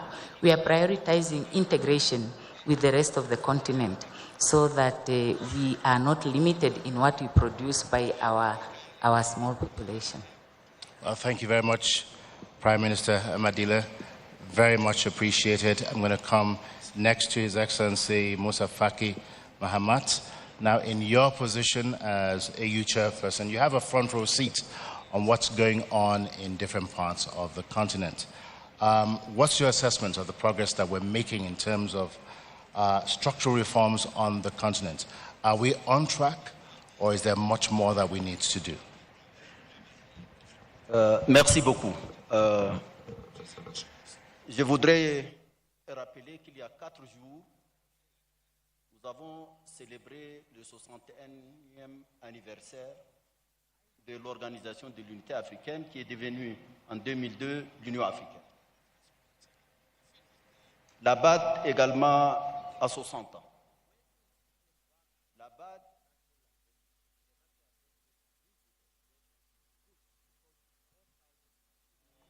a mobilisé des ressources pour la mise en œuvre de l'agenda 2063 de notre organisation. Il y a 8 ans, en juillet 2016, à Kigali, la conférence des chefs d'État a évalué la situation du continent and decided to undertake institutional and financial reforms in the African Union. This was a task that was put expressly to Paul Kagame, who did an excellent job. And we heard about this at the last summit. We can't think only about the international arena. We, within the continent, need to undertake reforms. We have a very ambitious agenda, Agenda 2063. And we first must undertake reforms in our own institutions so as to be able to speak in unison. We know that we have resources in Africa, human resources, 1.4 billion inhabitants, 3 million square kilometers, numerous natural resources, and we have yet to live up to the expectations of African populations. So the first thing we need is endogenous reform within the continent so that we have the wherewithal to be able to then discuss these matters on the international arena. This reform is underway. There's been significant progress. We still have things to do. This has to be said honestly. We still often think only about sovereignties linked to states. We need to be more united, more integrated. That's what Agenda 2063 wants, a prosperous, integrated Africa. In terms of the international arena, the Bretton Woods institutions, the United Nations, all of these, of course, arose after the Second World War. The winners set up these institutions. And all of these years later, it is painfully obvious that these institutions now face different challenges. The demographics have changed, politics has changed, financial markets have changed. We need to reform our institutions. Africa was guinea pig in terms of the different approaches and structural programs. How are we going to reduce poverty? How are we going to do this? How are we going to do that? All these different policies that were undertaken. Today, we have priorities. We have clearly defined planning, and we're talking to the international community, not asking for charity. We're asking to be taken on an equal footing, asking to be accepted as having a voice. We need to be able to develop. I think there's important work to be done. I think that partners, those who are in the lead, need to understand that this is a world where we need to stand united, and in order for that to be possible, Africa needs to be looked upon in a different light. We ourselves need to improve our governance, whether this be political, institutional, economic, financial. But we need the international community, if we want a world full of stability, we need the international community to revisit rules that were set up over 80 years ago and no longer correspond to the reality on the ground. This is what we need. Very much, Your Excellency. And I'm going to go just from the point you just made right now over to President Kagame. Now, no one is in any doubt that reshaping and reforming the global financial architecture is going to be a walk in the park. It's going to have its own challenges. And it would seem that doing so, the reforms that we need are going to be both short-term and long-term. This being the case, what must Africa do to ensure that it strengthens its voice and it is able to engage in ongoing conversations on reforming the global financial architecture? What is it that we need to do on a consistent basis? So this isn't just a one-off conversation. What are the things that we need to do in the global space? We must walk the talk, because we have discussed these issues for many years, as I can remember, and we are saying the right things. So we must start doing the right things that we know. How? One is being together. We must, as I said, the unity of our continent through the African Union and other institutions, including this bank that invited us here, the African Development Bank. It's all about Africa. First of all, we must have it in our mind. And therefore, there is a need for mindset change from the past to the present. And we cannot be served well in our intentions for the future if you're not thinking correctly, acting correctly right now. So when we have been talking about the African Union reforms, as His Excellency President Ruto, my brother, mentioned earlier, you know, before I handed over to the President, I had been carrying out these tasks. I mean, there is no secret here. I just say it as it is. We agreed many things. Most of the countries were represented in the room, heads of state and government. We have agreed many things that need to be done because it is right and it is the only thing that can deliver what we want. Few years later, 2 years maybe from the time we decided, we have discussions in Addis at the African Union headquarters. You find some of the, 50% of the things we agreed have changed. And you're asking the same leaders in the room, you say, what happened? What we are saying now that we must be doing is what we agreed 2 years ago. Why have we not done exactly what we agreed? And nobody gives an answer.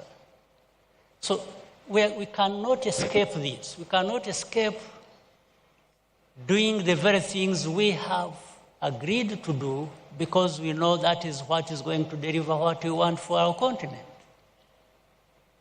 There is no other way I can put it. There is no magic wand that is in anybody's hand to bring the change that we want. So when we are here discussing and everybody is listening and we are listening to ourselves, we must get out of this room with a commitment, a conviction that we can actually deliver what the continent wants, and we are the ones to do that. The rest will continue to be discussions back and forth, speeches back and forth, but we will not get the results. But some progress has been made. It is a slow progress. Even then we are saying we can't afford to move slowly. It's urgent. It's long overdue. So that's what we need to be working on as we move forward. And that's the hard task. I was happy to hand over to my brother here to... He's younger, so I think he has what it takes to do that. But he will need our support, all of us. And I believe that President Ruto indeed will move with speed, as he has shown, even here in Kenya, and we believe that he will do the same for the continent. I just want to quickly touch base with Your Excellency Musa Faki. With regards to the global financial architecture, how do you see that dovetailing into the ambitions of Agenda 2063? Je crois que, permettez-moi. And I ask that question because a lot has happened, and a lot has changed, and a lot has been transformed on the global scene since Agenda 2063 came into place. And that's still a long way off. But what are your thoughts in this regard? Je voudrais d'abord remercier le président Kagame. You see, let me start by thanking Presidents Kagame and Ruto, who are leading this significant reform within the African Union. It goes without saying that if we do not close ranks, we cannot really succeed in terms of the reforms of the international financial institutions. This is obvious. So the more we work and close ranks so as to have a common African position, then the better for us to hope to cause a change in the rules. Today, there is an image which is not really the real image of the continent. We are considered as a risky continent with extremely high rates. President Ruto mentioned this. He talked about figures which are 10 or 9-fold what rates apply elsewhere. So in order to finance the 2063 agenda, especially the flagship projects which NEPAD is working on, together with the African Development Bank and other institutions, including the African Union Commission, we need financing, which financing cannot be mobilized solely within the continent of Africa. Now, rules governing investment and other aspects have to be revised so that the continent of Africa, just like other continents worldwide, can actually invest in the international markets. The efforts are already afoot within the continent, but the international system should also play along so that in a fair and equitable fashion, you give the opportunity to the continent of Africa to develop. We cannot just content ourselves with being a reservoir of commodities and raw materials and a field of battle, of geological battle. And this is the unfortunate situation. We've been the theater of all kinds of struggles, and there's a risk that will continue to be the battleground for those major economic powers. So we need to close ranks, work in unison so that we can speak with one voice and be a strong negotiating voice and strength with the other partners. Because one of the most important aspects of this agenda is partnership. We cannot really be thinking about developing in silos. So as part of partnership, we have to speak with one voice. Alas, so far, we do not really have this uniting force which can speak with one voice so as to cause a change in the order of things. This, therefore, is a challenge, not only on us, for us, but also with our relations with the international community, especially the international financial system. Thank you very much, Your Excellency. I'm just going to provide each one of our panelists with a closing comment as we bring this session to a close, keeping in mind, again, the theme of this conversation, Africa's transformation agenda. But I'd like you to focus in on what the African Development Bank can still do to help achieve the agenda. Yes, you've been very glowing in all of your assessments and the reports on the bank and the work that Dr. Additioner and the rest of his team are doing. What is that extra mile that the African Development Bank needs to take to help unleash some of the potential and bring to fruition the ideas that we're talking about today? I'm going to start with Her Excellency, the Prime Minister of Namibia first, and work our way backwards, but leave the last word for President Ruto. Yes, thank you very much. I would say first we applaud the ADB for the work that it has done in terms of mobilizing funding and the good governance that is prevailing at the institution that inspires the trust of the partners to work with the bank to raise funds to support development in Africa. The first point that I would like to raise is one that relates to funding for middle-income countries, drawing from the experience of Namibia. This is a challenge that we face everywhere, including at the ADB. Because of the higher per capita income, in spite of the inequities that I have referred to, the high unemployment and high levels of poverty, we get funding that is quite pricey, making it difficult for us to raise the adequate resources to fund development.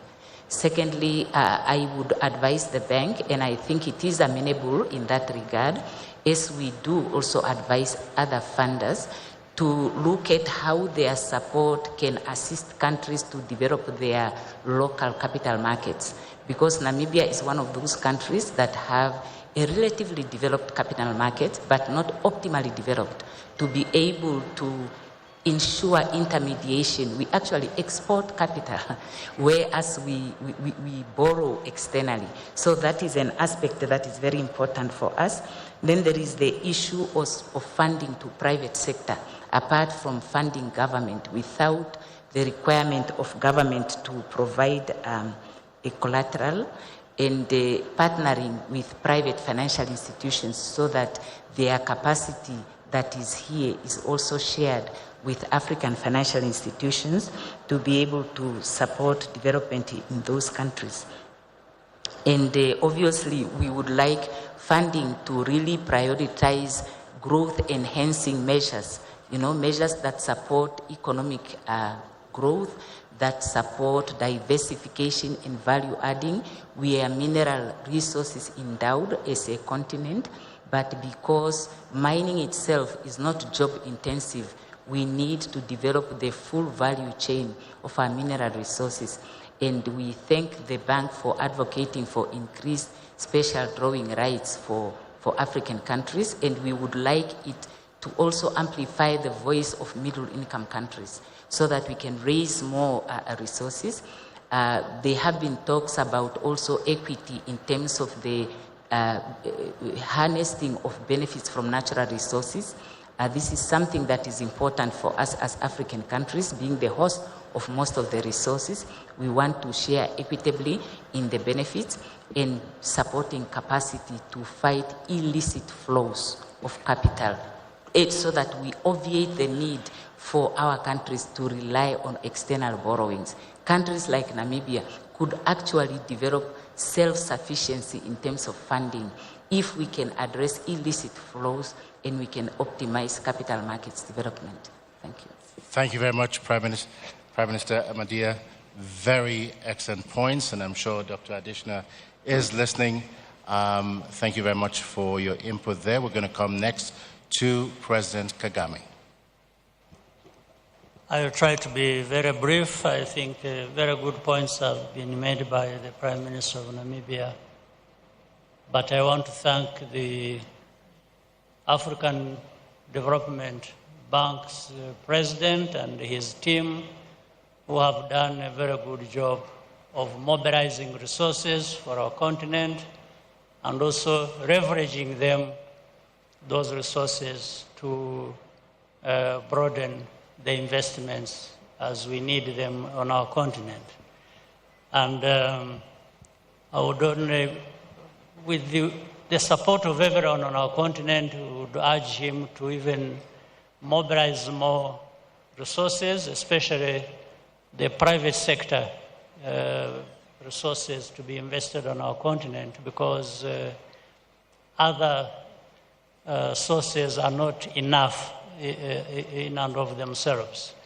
We have seen, for example, the time of COVID and towards the end, when the SDRs that were mobilized, we had 5% of that, of the 650 billion that was, so 5% of that for the whole continent of Africa is very small. So whichever sources we have, alone they are not enough. We need to diversify, therefore, the sources of the money that we need to invest on our continent. And I think that helps development of Africa to realize the agenda that is set for the 2063. And therefore, I thank all the leaders of our continent so that we continue to work together to support Africa Development Bank institution. Thank you very much, President Kagame. And we'll go next to President Al-Menfi for your thoughts in this regard. Thank you. I will also attempt to be brief. I would like to stress that the role played by the African Development Bank in Africa, and all of what we have heard, in fact, even in statements we've heard today, is of crucial importance. We're very much in support of the role played in this institution. And we hope to see also more cooperation between Libya and the African Development Bank as we move forward, for the sake of Libya's development and Africa's more broadly. I think it's important, of course, to focus on the issue of reforming financial institutions. I think that it's crucially important to have a unified African voice so that we can move towards establishing more African financial institutions. I referred earlier to the African Investment Bank, and in fact we call on countries which have not yet acceded to this institution to do so, because this will be a stepping stone in the construction of a stronger Africa. It will also be an opportunity for us to implement the decisions and resolutions of the AU, which are a unified position. Thank you. Mr. President. And last, well, not last actually, because we're going to come to President Ruto later on, I'm going to ask the AU Chair, Musa Faki, for your thoughts in this regard.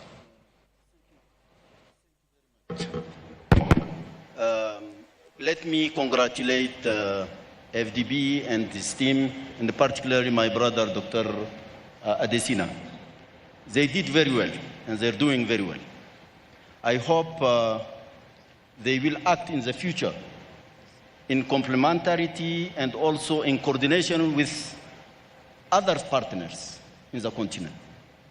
Because we have also a partnership with China, with India, with Arab countries through the Islamic Development Bank.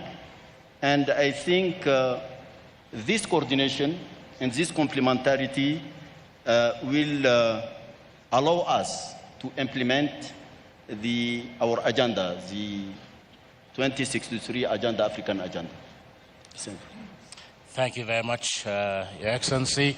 One of the recurring comments here concerns the private sector and the resources that are needed. And as Dr. Adesina has said quite recently, there is a need for reform of the MDBs, but in particular the African Development Bank, to change its instruments in ways that enable it to be much more active in the private sector. So we do trust and hope that as leaders, that both yourself and your governors will support the bank in that regard to enable it to do a whole lot more. We're going to give the last word at this point to our host, President William Samoei Ruto. Over to you, sir. Thank you very much. Let me thank fellow panelists here for all the very positive and informative comments they have made about this very important subject. Let me pick up from where President Kagame left. He told us, let's begin by believing in ourselves. I think it's a very important issue that we must believe in ourselves first. And we must stop outsourcing problems we have created or outsourcing solutions we can provide for ourselves. There are things we can do to sort out some of the challenges we are facing. And in the context of Africa Development Bank, we all admit that Africa Development Bank has demonstrated understanding of our financial needs, and they have developed innovative instruments to work on food security, infrastructure, water development, youth entrepreneurship, women. They have demonstrated. What ADB wants or needs from us is to us to believe in them the way they believe in us. Provide support for ADB, and that is why we are voicing our support for replenishment of ADF, $25 billion. We are enhancing our own support through enhancing our shareholding in Africa Development Bank. We must support these institutions. Africa Development Bank here, AfriExim, Trade Development Bank, all the other financial institutions in our continent. We must give them the stamp of approval as leaders in this continent and support them. That way, they can support us. Secondly, we must believe in ourselves. You know, President Kagame warned me when he handed over the baton of this reform to me that this job is not very easy. And that you have heard him say we need to move fast. Luckily, I come from a country of athletes. So running fast will not be a problem. My only worry is that we should not leave anybody behind so that we can move together.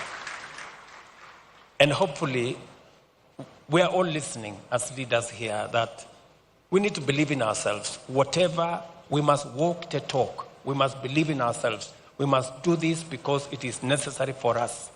We can never go wrong by doing the right thing. And finally, let me ask ADB, looking into the future, to give them two assignments. We need to write a new narrative for Africa. We have been profiled negatively for far too long. Please, if you can support an Africa credit rating agency that will be factual about the situation in Africa. Let me give you an example. We went to the market as Kenya. And then there was a situation in Niger. And we were told, you are going to pay 2 points more because there was a situation in Niger. Niger is very far from Kenya, you know. But somewhere, somebody sitting in Washington or some other place thinks Niger is in Nairobi, you know. So please, if you can work on an Africa credit agency that will help put factual information into the financial architecture so that this unnecessary risk profiling is reduced. Let me ask you for one more thing, which you believe in, Mr. Adesina, before you leave office next year, before you move on to another assignment. You have talked about undervaluation of our GDP as a continent. That in the calculation of our GDP, the huge resources, mineral resources that we have are not factored. The huge energy resources, renewable energy resources are not factored. The huge resources we have, having 60% of Africa's, or the world's actually, remaining uncultivated arable land is not factored. Our provision of natural carbon sinks is not factored in our GDP. And that is why most of the time we are told our debt is not sustainable, because our own GDP is not correctly evaluated. Please, if you can work with us to get the true valuation of our GDP so that we can drive Africa's development in a positive manner. I don't think those are too many assignments, Desina. I am I'm very optimistic that these are assignments you can undertake on all our behalf as we drive the continent's prosperity into the future. And thank you very much. Excellent closing thoughts from President Ruto. Support the bank strongly, stop outsourcing problems, and stop outsourcing solutions that we have answers for. Believe in ourselves, write a new narrative, develop, as a matter of urgency, an African credit rating agency, as well as re-evaluate our resources. Excellent closing thoughts. I want to say a very big thank you to all of our presidential delegates, our panelists during this session for your excellent thoughts. You've given us much food for thought. Again, we thank you, President Ruto, President Kagame, President Al-Menfi, Prime Minister Kugon Gelwa Amadia, and AU Commission Chair Musa Faki. Thank you for enriching our conversation this afternoon. Ladies and gentlemen, could you kindly give our distinguished presidential panelists a warm round of applause and thank them for their leadership of our continent.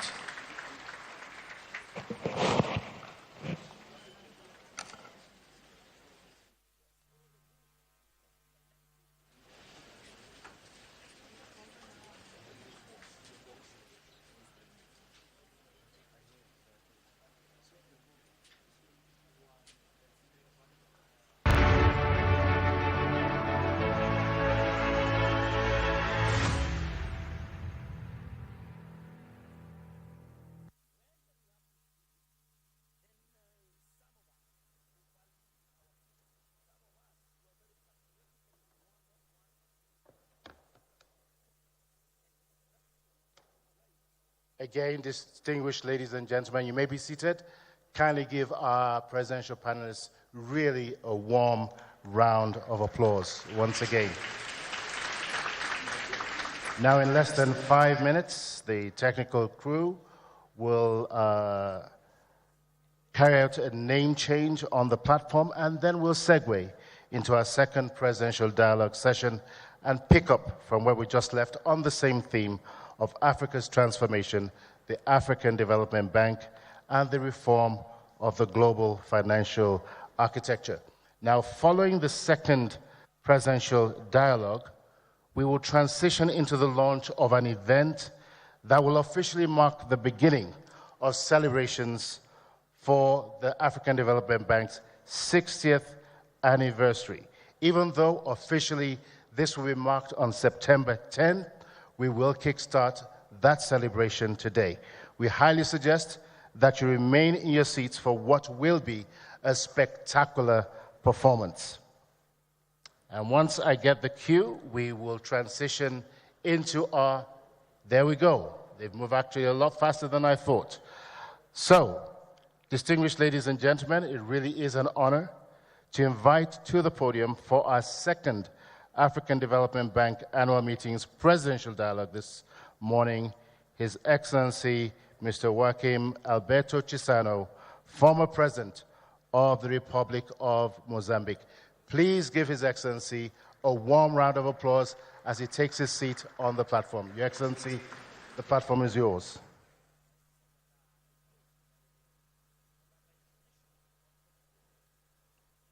And President Chissano will be followed by His Excellency Mr. Prosper Bazombanza, the Vice President of the Republic of Burundi, representing His Excellency Mr. Evariste Ndayishimiye, President of the Republic of Burundi. Please give him a warm welcome.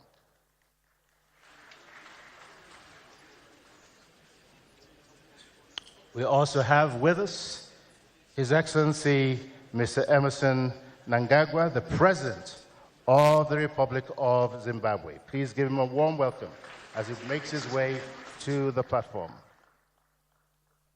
And last but certainly not the least, His Excellency Mr. Denis Sassou Nguesso, President of the Republic of Congo. Please give him a warm welcome.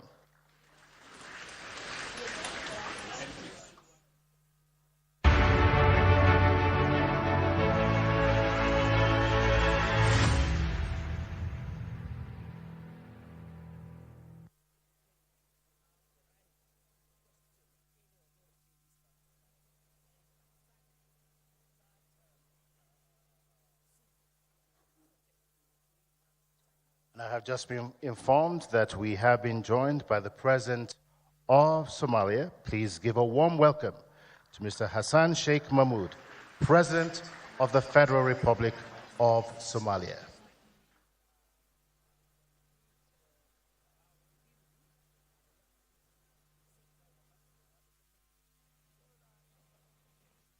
Your Excellencies, welcome to the second presidential dialogue session. It's a pleasure having you with us this morning. Now, our first question goes this morning to Your Excellency President Nguesso. Several leaders, including Dr. Adesina, have called for new metrics for measuring the wealth of our respective nations. And President Russo just spoke about that a few moments ago. And that this should not just be based on GDP alone. What, to your mind, will be the benefits of properly valuing natural capital of African countries? What difference would that make, Your Excellency?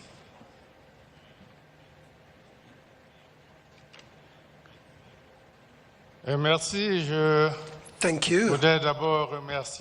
I'd like, first of all, to thank my friend and brother, President Ruto, for extending a kind invitation to us to be part of this August meeting. In truth,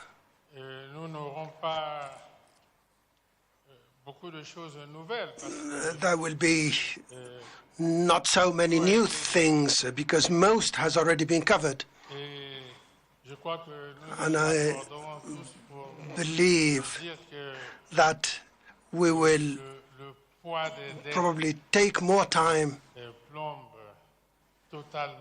to focus on the interest rates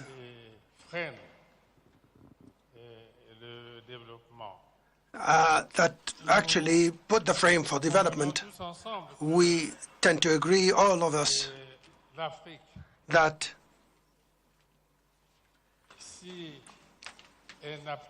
if Africa doesn't have basic infrastructure, such as roads, railroads, waterways, how would they help promote the African trade zone? This cannot be done without the necessary infrastructure.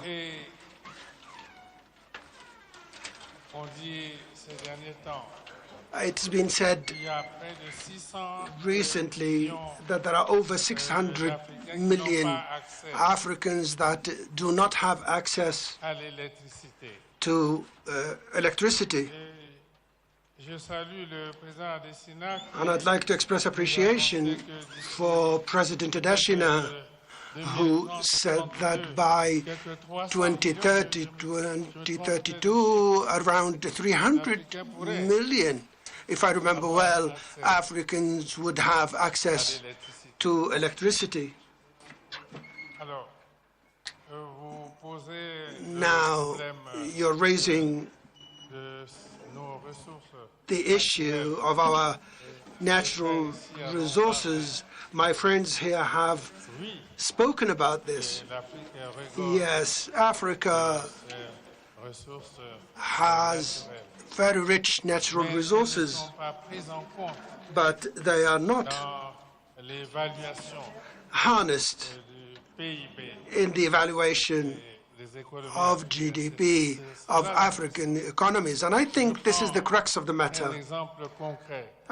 Let me just speak about a concrete example. For example, the Congo Basin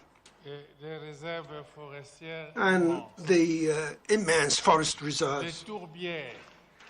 The lands there in the around the Congo Basin, what would be the value of these resources if they were taken into consideration in the evaluation of the wealth of the countries concerned? The GDP of these states will be placed at a level that would allow the states concerned to have access to more loans and to have greater means to promote development, and especially with regard to infrastructure. Infrastructure is quite costly, and the African Development Bank has done its best. The figures were displayed before us, and here we would like to appreciate the work of our brother and friend, President Adashina, that has placed the African Development Bank at a very high level. But this is not enough. How could Africa be lacking in electricity?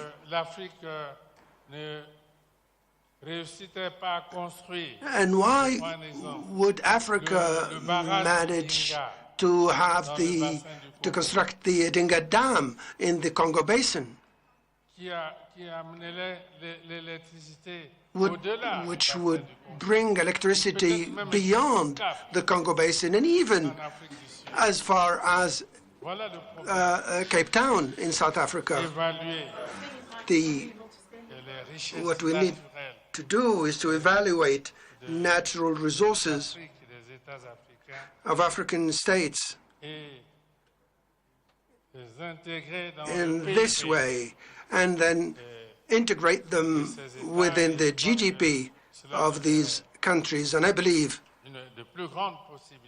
this would give us greater opportunities to finance development efforts in Africa.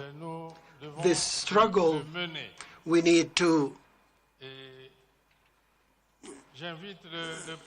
wage, and I'd like to invite the president of the African Development Bank Group to join the other African leaders so that we start this struggle right away, so that we would not be just speaking about these things.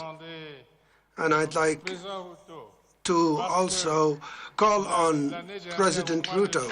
And as you remember, last year in June, we met in Paris to speak about the same thing. That is the new financial pact. That was the term, the global pact. And President Ruto at the time made a major presentation. He also was invited to join the group to reflect on these reforms.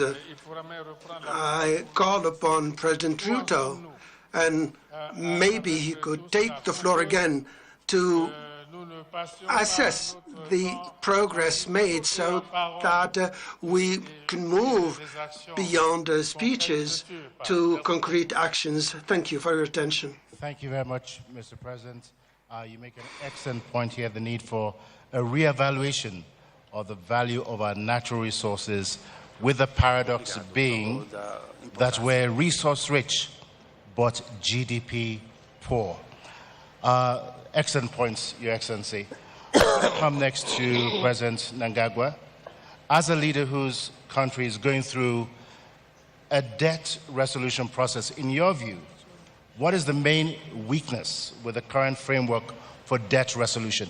You've faced a number of challenges in the last few years, but what would you consider to be the main weaknesses of the current situation that you're dealing with? May you repeat your question? The question is, as a leader whose country is going through a debt resolution process. Still, I don't understand. Oh, sorry, Your Excellency.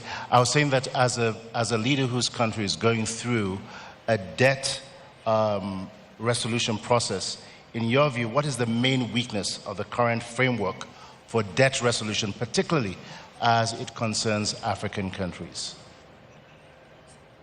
And in particular, your circumstances in Zimbabwe. Well, thank you very much. May I first express, on behalf of my delegation, the warm reception we've received since our arrival here, this beautiful city of Nairobi.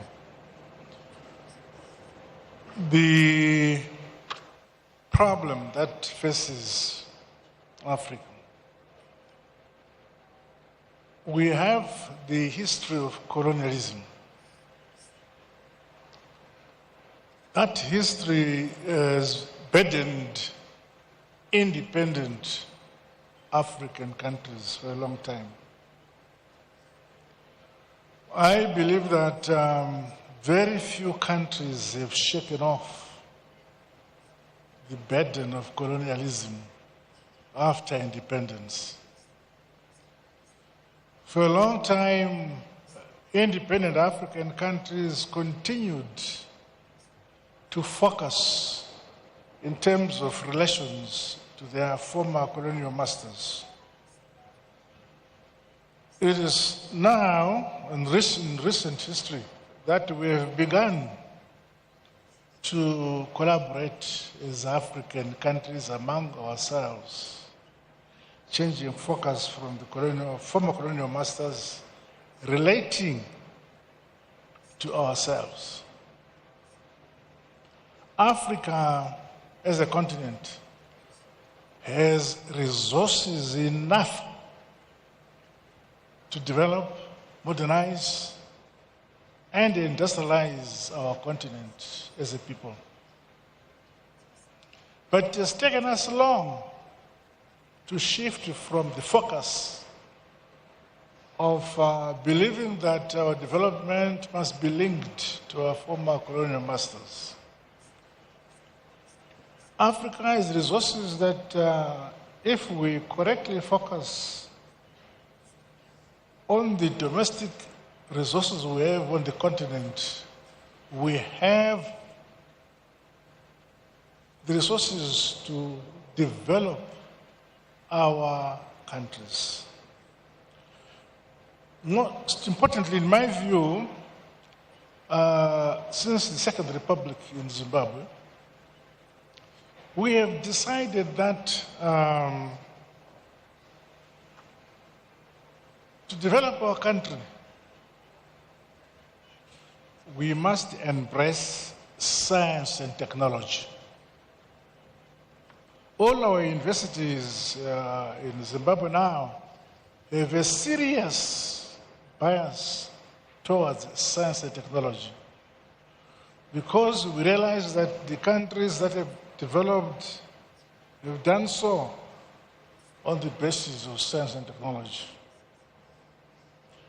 We have introduced focus that In the past, we had graduates from our universities who spoke English very well, but did not produce a product. So it is critically important that our younger generation must have the pride either to produce a product or a service.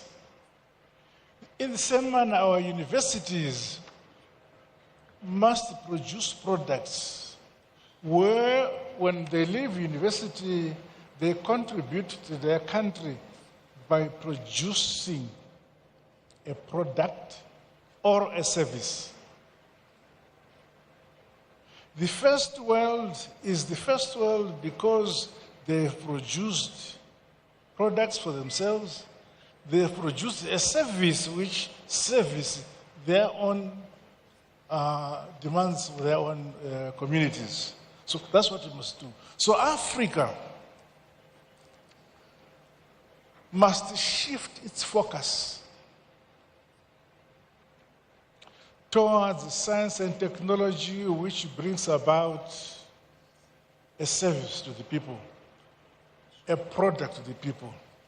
The things that we need, yes, there is the philosophy or the understanding that you cannot invent the wheel.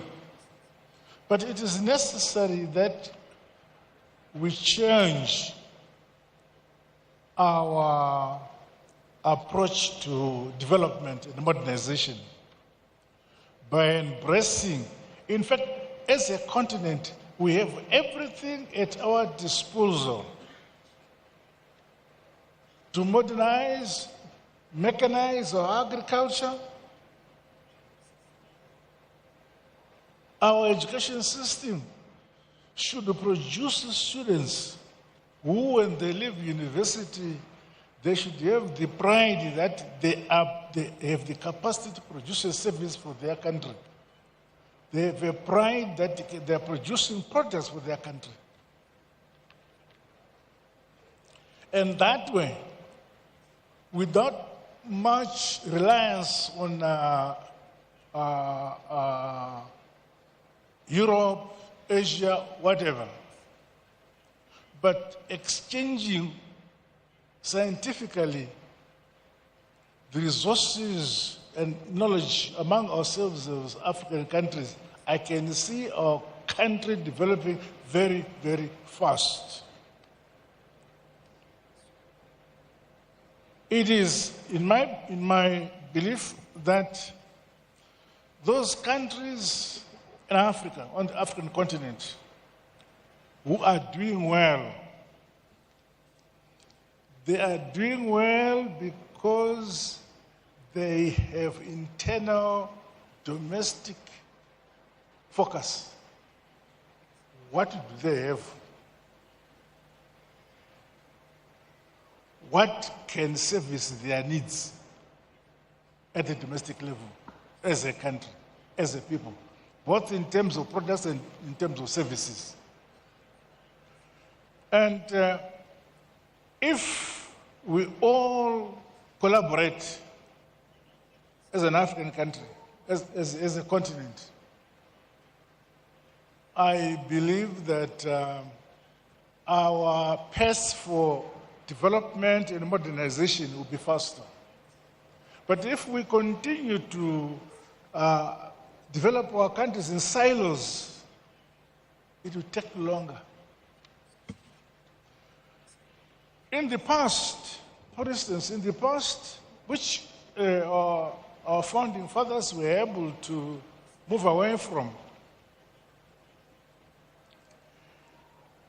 if a delegation was leaving Mozambique wanting to come to Angola, they would first go to Portugal, to Europe, and then come down to Angola. And yet, we should have the means to fly directly from Mozambique to Angola. If we wanted to go to Ghana, we'd first fly to London and then come back to Africa, to Ghana. That shows how disconnected Africa was. And we must begin to have internal connections by ourselves. And as a continent, I believe that my dear brother here, Sesengeso, spoke about the possibility of generation of power in the Congo, which would service the entire African continent and even have access for Southern Europe on the Congo River. But to achieve that will require the collaboration of the entire African continent to put resources to achieve that which is possible to service Africa. But now, we work in silos and look forward and look up to Europe or some other former colonial powers to service and develop our own region. Okay. I'm happy that now there's a crop of African leaders who now focus on the collaboration of the developing of our respective countries by collaborating among ourselves. It could be in agriculture,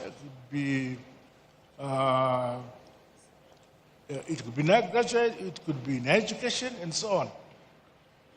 For instance, in Zimbabwe, for all along, we were relying on importing wheat from Ukraine throughout. And yet, it is possible to grow enough wheat for ourselves. When we looked at it and said, how much wheat do we need per year and how much hectares of land do we need per year to grow the wheat we want? That same application, that same approach can apply to every single African country. The continent has land enough, arable land enough to produce food for Africa and surplus. But we don't do it. You still have countries in Africa who import food from Europe. Why? Because we have not broken that link between past colonialism and independence. It is still lingering in the minds of those who have not been able to move away. So, platforms like this one, where we share ideas, it is my belief that they're very useful because then we realize that if we collaborate,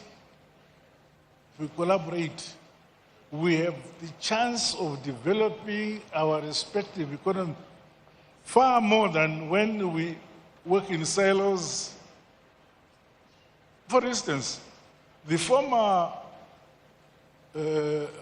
colonized countries by Britain or the Anglo side of the Anglo former colonies speak to themselves. The French speak to themselves. Now, you now have Africa being divided between the divisions in Europe. The English on their side, the French on their side, and they bring that baggage to us. As we are here, I need somebody if I want to talk to my brother who speaks French and I speak English, we need an interpreter. So we must find a way where ourselves as Africa focus on integrating our systems. Let us in Zimbabwe learn languages so that we can speak to Mozambique, we can speak to the Congo. But no, we have to master English or French foreign languages in Europe in order to speak to ourselves in Africa. My brother here, President Ruto, speaking Swahili. Swahili is spoken in many countries. Why don't we speak Swahili or make Swahili a national a language so that we can speak to each other? But no, we find pride in speaking English or French. You see? So you get married to a beautiful woman because you speak good French or good English. If you continue to speak your own domestic language, your own language, no one, they think you are primitive. President Nangwa, we're going to have Thank you very much. Okay. We're going to have to move on to the next panelist, but you've made quite a number of points here that I think the major takeaways for us is really a shift in the consumer mindset to a production mindset, greater self-reliance, and interconnectedness and collaboration. So thank you very much, Your Excellency. I'm going to come next to President Sheikh Mahmoud. Climate and global shocks have become major deterrents to sustained and predictable growth and transformation. So what concrete actions are you taking to ensure that Somalia is able to withstand the proverbial storm and build resilience in spite of these shocks? Thank you very much. First of all, let me follow my other colleagues to thank His Excellency President Ruto, the people and the government of Kenya for the warm reception that we received here in this August city of Nairobi. Regarding the question that you said, yes, true, Somalia is a country that has been in a very unique situation for a couple of decades now. But there has always been a progress that the country was making. Of course, we say we are slow. We deserve to do much faster progress than we did. The challenge, the phenomena of climate change is a global, continental, and regional, and it is a reality. No one can deny today. We are living with it every day and all days. So in Somalia, the fragility phenomena is among the challenges that we're facing. Very fragile country with fragile institutions. This has been complicated or compounded by successive years of droughts, followed by another year of El Nino and floods, and then regional infestation of locusts. So this makes the country face more complex challenges than ever. In that line, Somalia is now, for the first time in this history of 60 years of statehood, established the first Ministry of Environment and Climate Change for the first time in 2022 when I came back to the office. Now our main focus is addressing, establishing and capacitating the institutions that address the climate change effects on the country. These institutions, some of them were existing, some of them are emerging now. Capacitating those institutions and partnering with the private sector and mobilizing the society, raising the awareness of our people are the main tasks that we are doing right now. The challenges are too many, a limited fiscal space. We are responding that by increasing our local revenue.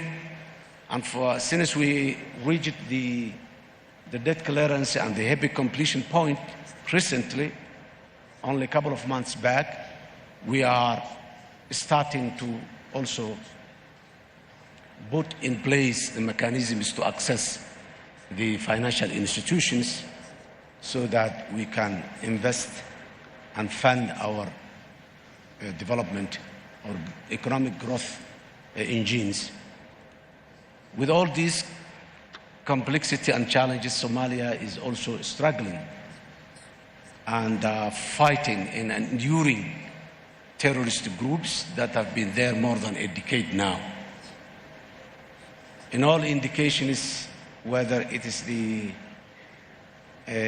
recovery of the territory, expanding the state and the governance institutions throughout the country, Somalia has made certain progress, but very far away from where we are willing to be. So the challenges are too many, but the opportunities are too many as well. Somalia succeeded to come up and build its financial institutions so that the international financing institutions accept it, and the debt clearance has been achieved at the HIPIC completion point. And we have been lifted an arms embargo that was in the country for more than 3 decades. Somalia is soon going to join the United Nations Security Council as a non-permanent. All these are indications that the country is moving. But the issue of the climate is an obstacle and a hindrance in the path to recovery. So focusing on our strategic developing and growing our strategic resources areas like agriculture, blue economy, and particularly the livestock that we excluded from the agriculture is also moving forward. The export of Somalia is increasing, still at the infancy level, but increasing by the year. That all are indications that our institutions and state building is improving very fast. Still, the challenge of fragility is still there. Somalia making all those steps just to address the challenge of the climate change. We lost a huge number, more than 3 million livestock herds for droughts and for floods. Stocks of our livestock has been, floods have been washed to the sea. And the limited agriculture that we established also moved away. And the limited infrastructure that we have has been washed. So we are restarting again as we started from scratch earlier. Now in many areas, again, we have to, the climate change, the challenge among them is also demographic change. A lot of rural people are losing their livelihoods, and they are just coming in the urban areas as IDBs. Many of them will never go back because there is no reason to go back, and there are no life to go back because they lost the livestock, they lost the facilities. So climate change is not only hindering, but it's changing the demographic structure of the country as well. All these multiple challenges we're facing, but still with our motto of Somalia in peace with itself and in peace with the rest of the world is also a major achievement that we have seen its products right now at an initial stage. We brought our people together back. We're moving forward as achieving a common purpose. That is the Somalia of today. Thank you. Thank you very much, Your Excellency, and congratulations on the resilience that Somalia continues to show in spite of tremendous, tremendous challenges. What an inspiration. I'm going to come next to Vice President Bazambanza to speed up the process of structural reform in your country. What initiatives is Burundi taking at the moment?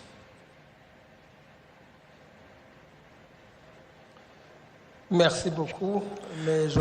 you very much. But I'd also like to start by conveying my sincere thanks to the President of Kenya for the warm welcome that has been extended to me and my delegation. I would also like to thank all the heads of state that have spoken before me, and to commend the President, the Chairperson of the African Union, and for all that they did to get here. That said, I would like to start by saying that Burundi, on the vision laid down within the framework of activities at the African Development Bank, has put in place, and in compliance with Agenda 2063, the priorities that are the main activities of the bank are also the priority activities of the Republic of Burundi, for the reason that we have laid down the goal of green growth for an emerging and to become an emerging country by 2040. And of course, we are trying to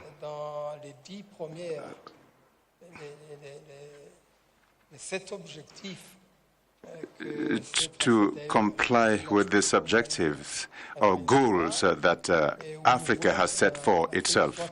We would like that Africa should be prosperous with inclusive growth, and in order to achieve sustainable development. We also would like that Africa, like Burundi, should be a country, a united and integrated continent politically, and that they should advocate the ideals of Pan-Africanism and Africa Renaissance. We also like Africa to be characterized by good governance and respect of human rights and a rule of law. That is Africa that is moving on in peace and security, whose development is people-centered, and that will rely on the potential of these populations, in particular of women and youths. We want an Africa that acts as a strong partner and a partner, a strong stakeholder that is united on the world stage. But the Africa's transformation and the reform of the global financial architecture are closely linked. And here, I would like to revisit the idea of saying how we are trying to fight against economic challenges that our country is facing. Burundi here is facing significant major economic challenges. In particular, we depend a lot on agriculture. We have infrastructure that is not well developed, and with development initiatives that are supported by the African Development Bank and other development partners that are crucial in stimulating economic growth and reducing poverty in the country. We also should like to point out the participation of the AfDB in other regional initiatives and how the African Development Bank has been participating in these development initiatives and programs. It could also be involved in other development initiatives that are meant to strengthen the economic integration and development in Africa, that is, in Eastern Africa in particular. So, as an activity, we would like to point out that the portfolio of ongoing operations of the African Development Bank, and that is co-financed by the government of Burundi, involved some 20 projects in the public sector that total a commitment of about $500 million, but has witnessed a rather low disbursement rate, which is at 37.5%. The sector distribution of this portfolio indicates that the predominance of infrastructure, because they represent 76% of the investments in that is 37% for energy and 35% for transport, followed by agriculture at 29%, at social 6%, governance 0.5%, finance at 0.9%. The portfolio of the public sector, of national public sector, includes or comprises 12 projects totaling a commitment of about 114 million units of accounts, with a disbursement rate of about 44%. Furthermore, the portfolio of the regional portfolio comprises 8 multinational projects amounting to about 60 million units of accounts for a total disbursement rate of about 33%. For the regional projects are designed to ensure connectivity between Burundi and other countries of Eastern Europe, Central Africa, and Southern Africa, especially in border countries like Rwanda, Tanzania, DRC, and beyond, right up to Zambia. Now, in the private sector, the portfolio comprises virtually, projects for facilitating guaranteeing transactions of the Central Bank of Burundi, for instance, representing about 4 million. And here, I should point out that there's been improvement in the indicators of the portfolio because as I said earlier on, the disbursement rate is still low, but it's improving year by year. President, I know that there's a lot that is taking place in your country, lots of transformations, but just because of the limitations of time, we do have to move on to our next panelist. I'm getting a signal in my earpiece, so I do have to come to His Excellency President Joachim Chissano for the next question, and we'll provide very short comments to close out this round. Unfortunately, we've run out of time.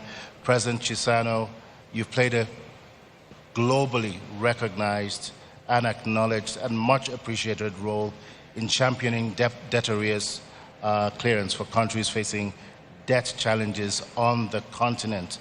To your mind, what can and should Africa do to improve its debt situation?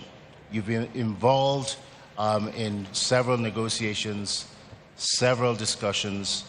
If you wouldn't mind sharing your experiences with us, that would be much appreciated. Thank you, Excellency.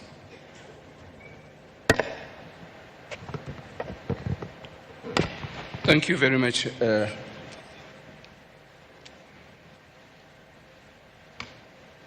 would like to start from where I thought I would end, if we had time, is to say that the AfDB has to be congratulated. As far as what regards Mozambique, is for what they have done since 1977, when we established partnership. At that time, the other institutions were more powerful, were shy, were shying away from us. And there were many reasons why. It's because we never had stability in the country after independence proclamation in 1975. And and also there was this Cold War, but AfDB came and became our partner, reliable partner. And I congratulate AfDB also because of what they have done for Africa in general. And at present, we see the role played by President Adesina, who is my younger brother. And he has been delivering. And he shows us that he knows Africa, and not only him, but also with his team working in different countries, the example of my country. So I would like to take this opportunity to say congratulations, but we are celebrating 60 years of AfDB and it was not always additional. I don't know. Were you born? 6 years, yes. So I would like to take this opportunity also to say that it occurs to my memory the names of at least 3 of his predecessors, because with those I have worked. And so I think that it's worth evoking their names here. I didn't hear the other speeches speaking about them, although we are celebrating the 6 years anniversary. I refer to late Babakan Jai. Babakan Jai is one of those with whom we worked closely to reconstruct the country and to construct the country in Mozambique. And then I would mention the name of the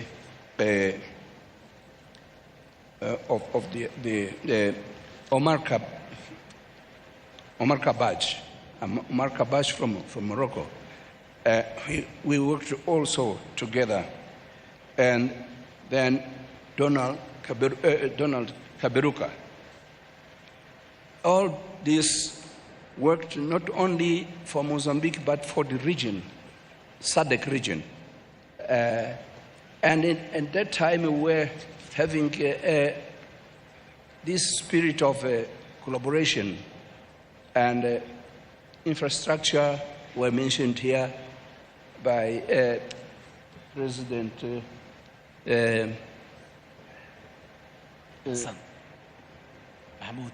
President Sassou Nguesso,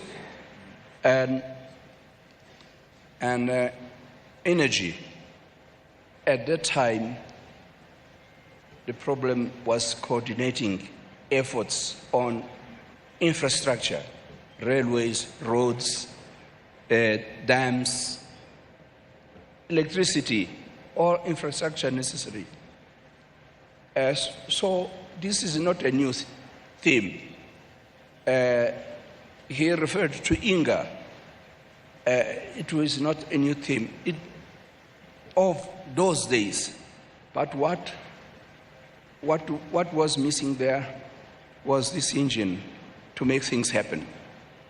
So what I could advise is to the ADB to be that engine, to make things happen. We are having here ministers of finance. The ministers of finance are more practical than we. I was Minister of Foreign Affairs. We would speak about generalities, but when you come to the ground, you need someone to make things happen.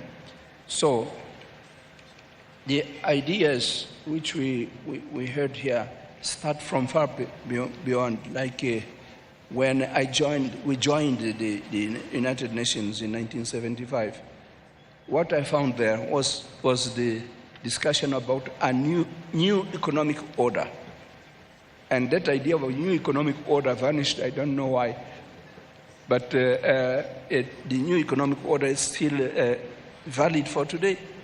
What we're discussing here is a new economic order, because we're speaking about reform of structures. So, if I'm running away from your question, you may... That's okay, Your Excellency. I think you're doing very, very well, just ending on a positive note here. The question related to the role that you've played on the continent and... to challenge this problem of debt. Yes. Yeah. Well, debts are committed when you don't have money and you look for money in order to do something and to produce money. And so this is what is missing, because we go and have a debt and we come and then we go and have a debt because we don't know how to put the money to a good value. And I think that the ADB should be that bank of Africa. We have now an African Union. The idea of the Bank of Africa came from even before OAU. It was one of the things which should be done. But when the ADB was created, I think that we did not look at it as the Bank of Africa. We thought that it was just a bank to serve Africa. No, this is our bank, it's the Bank of Africa. And so we have to have ways of using this bank even to help the fragile states so that they have institutions which work, which can create jobs, so that we have the productivity, so that the little money we have, it multiplies, so that we don't have to incur into debts all the time. So Mozambique is one of the countries which was forgiven. The debt was forgiven in my time when I was acting head of state, and forgiven. But we had the debt again because we didn't have the means to make our potential wealth to become a real wealth which can be converted into a real value to make business in the world. So we had, because we didn't have the skills, when ADB came in 1977, found this problem that we didn't have skills, where maybe 90% illiterate in Mozambique. And so, as President Mnangagwa said, the training of the of people so that they have know-how to transform our resources into value. It's a very valid point to which will help us to go away of the need of going for debt. And we have to have this African Bank so that it's our channel. If we wanted to get a debt, we should have this channel, and not to jump to the big ones there. And so, because ADB knows us, it's the ND, how do you say it? ADN, the ADN of ADB is the ADN of Africa, of the African Union, and so on. So they know. So they are there to help to resolve the problems, and this is what the bank should not be shy to go and help us in each country to do things the right way, so that we come out with big figures, as they were announced here by President Ruto and by Daidesina himself. So in each country we should have what is called in generic terms good governance, also in the field of economy. And this, I think that it is also the role of the bank. But to finalize, the bank will not do anything successful if we continue to have many voices in Africa. We are saying that we want to have a voice in the international arena, but that voice is there in Africa? Are we speaking the same voice? It's a question we have to ask ourselves all the time. Are we speaking about with one voice? As we are here with the ministers of finance, maybe we are trying to speak the same voice. But if we go to another forum, are we going to speak the same voice when we go to the United Nations? When we go to Europe? So we need to have one voice so that ADB knows what to do, because they can have the leverage. They can bring more partners, their connections. Additional is a very good in that. But I think that all the others were good to create new partnerships. And so this is what I can tell you, that this would do away with this problem of the debt, because we would be ourselves doing ourselves to improve on the development of our resources so that they become a real wealth. Thank you very much, Mr. President. President Joachim Chissano, thank you so much for your thoughts. Distinguished presidents, unfortunately we've run out of time and we do have to go on to the next panel, but we want to thank you most sincerely. One, for gracing this occasion, for taking time out, and for your very thoughtful ideas about moving Africa's agenda forward. We do not take it lightly. We appreciate your presence here and the excellent ideas and thoughts that you have provided us with in your respective countries. We wish you all the very best as you continue to lead and transform your countries. At this note, I'd like to say a big thank you to President Sassou Nguesso, President Emerson Mnangagwa, President Hassan Mahmoud, Vice President Prosper Bazombanza, and dear President Joachim Chissano. Thank you very much, gentlemen and Mr. Presidents. We really, really appreciate your contributions today, and we wish you all the very best. Thank you so much.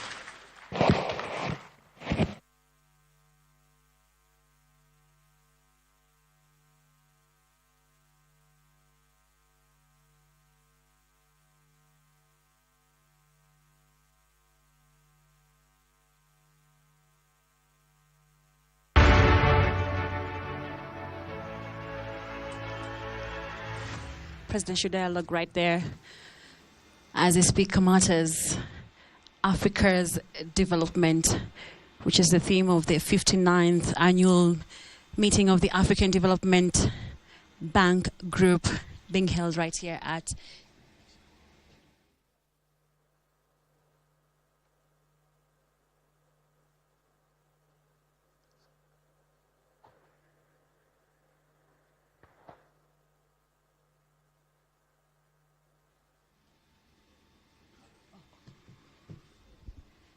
now calls to change the global financial structure and the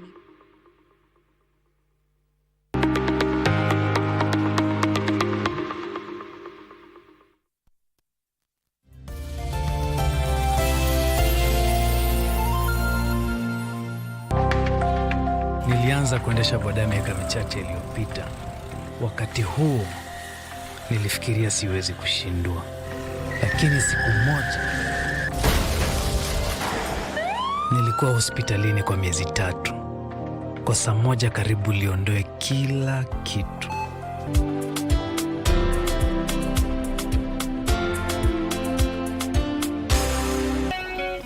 Boda ni life, lakini life si kitu bila usalama.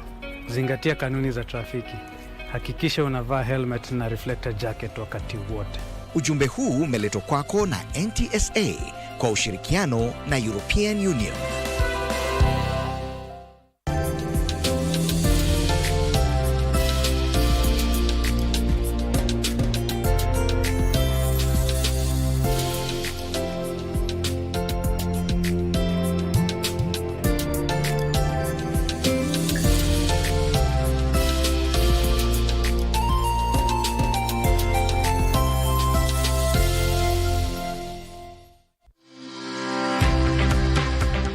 For 60 years, the African Development Bank Group has played an integral part in Africa's socio-economic transformation. From the 27th to the 31st of May 2024, the African Development Bank Group will host its 2024 annual meetings at the Kenyatta International Convention Center in Nairobi, Kenya. This year's theme will be Africa's Transformation, the African Development Bank Group, and reform of the global financial architecture. The high-level meetings will be hosted by the President of Kenya, His Excellency Honorable Dr. William Ruto, and the President of the African Development Bank Group, Akinwumi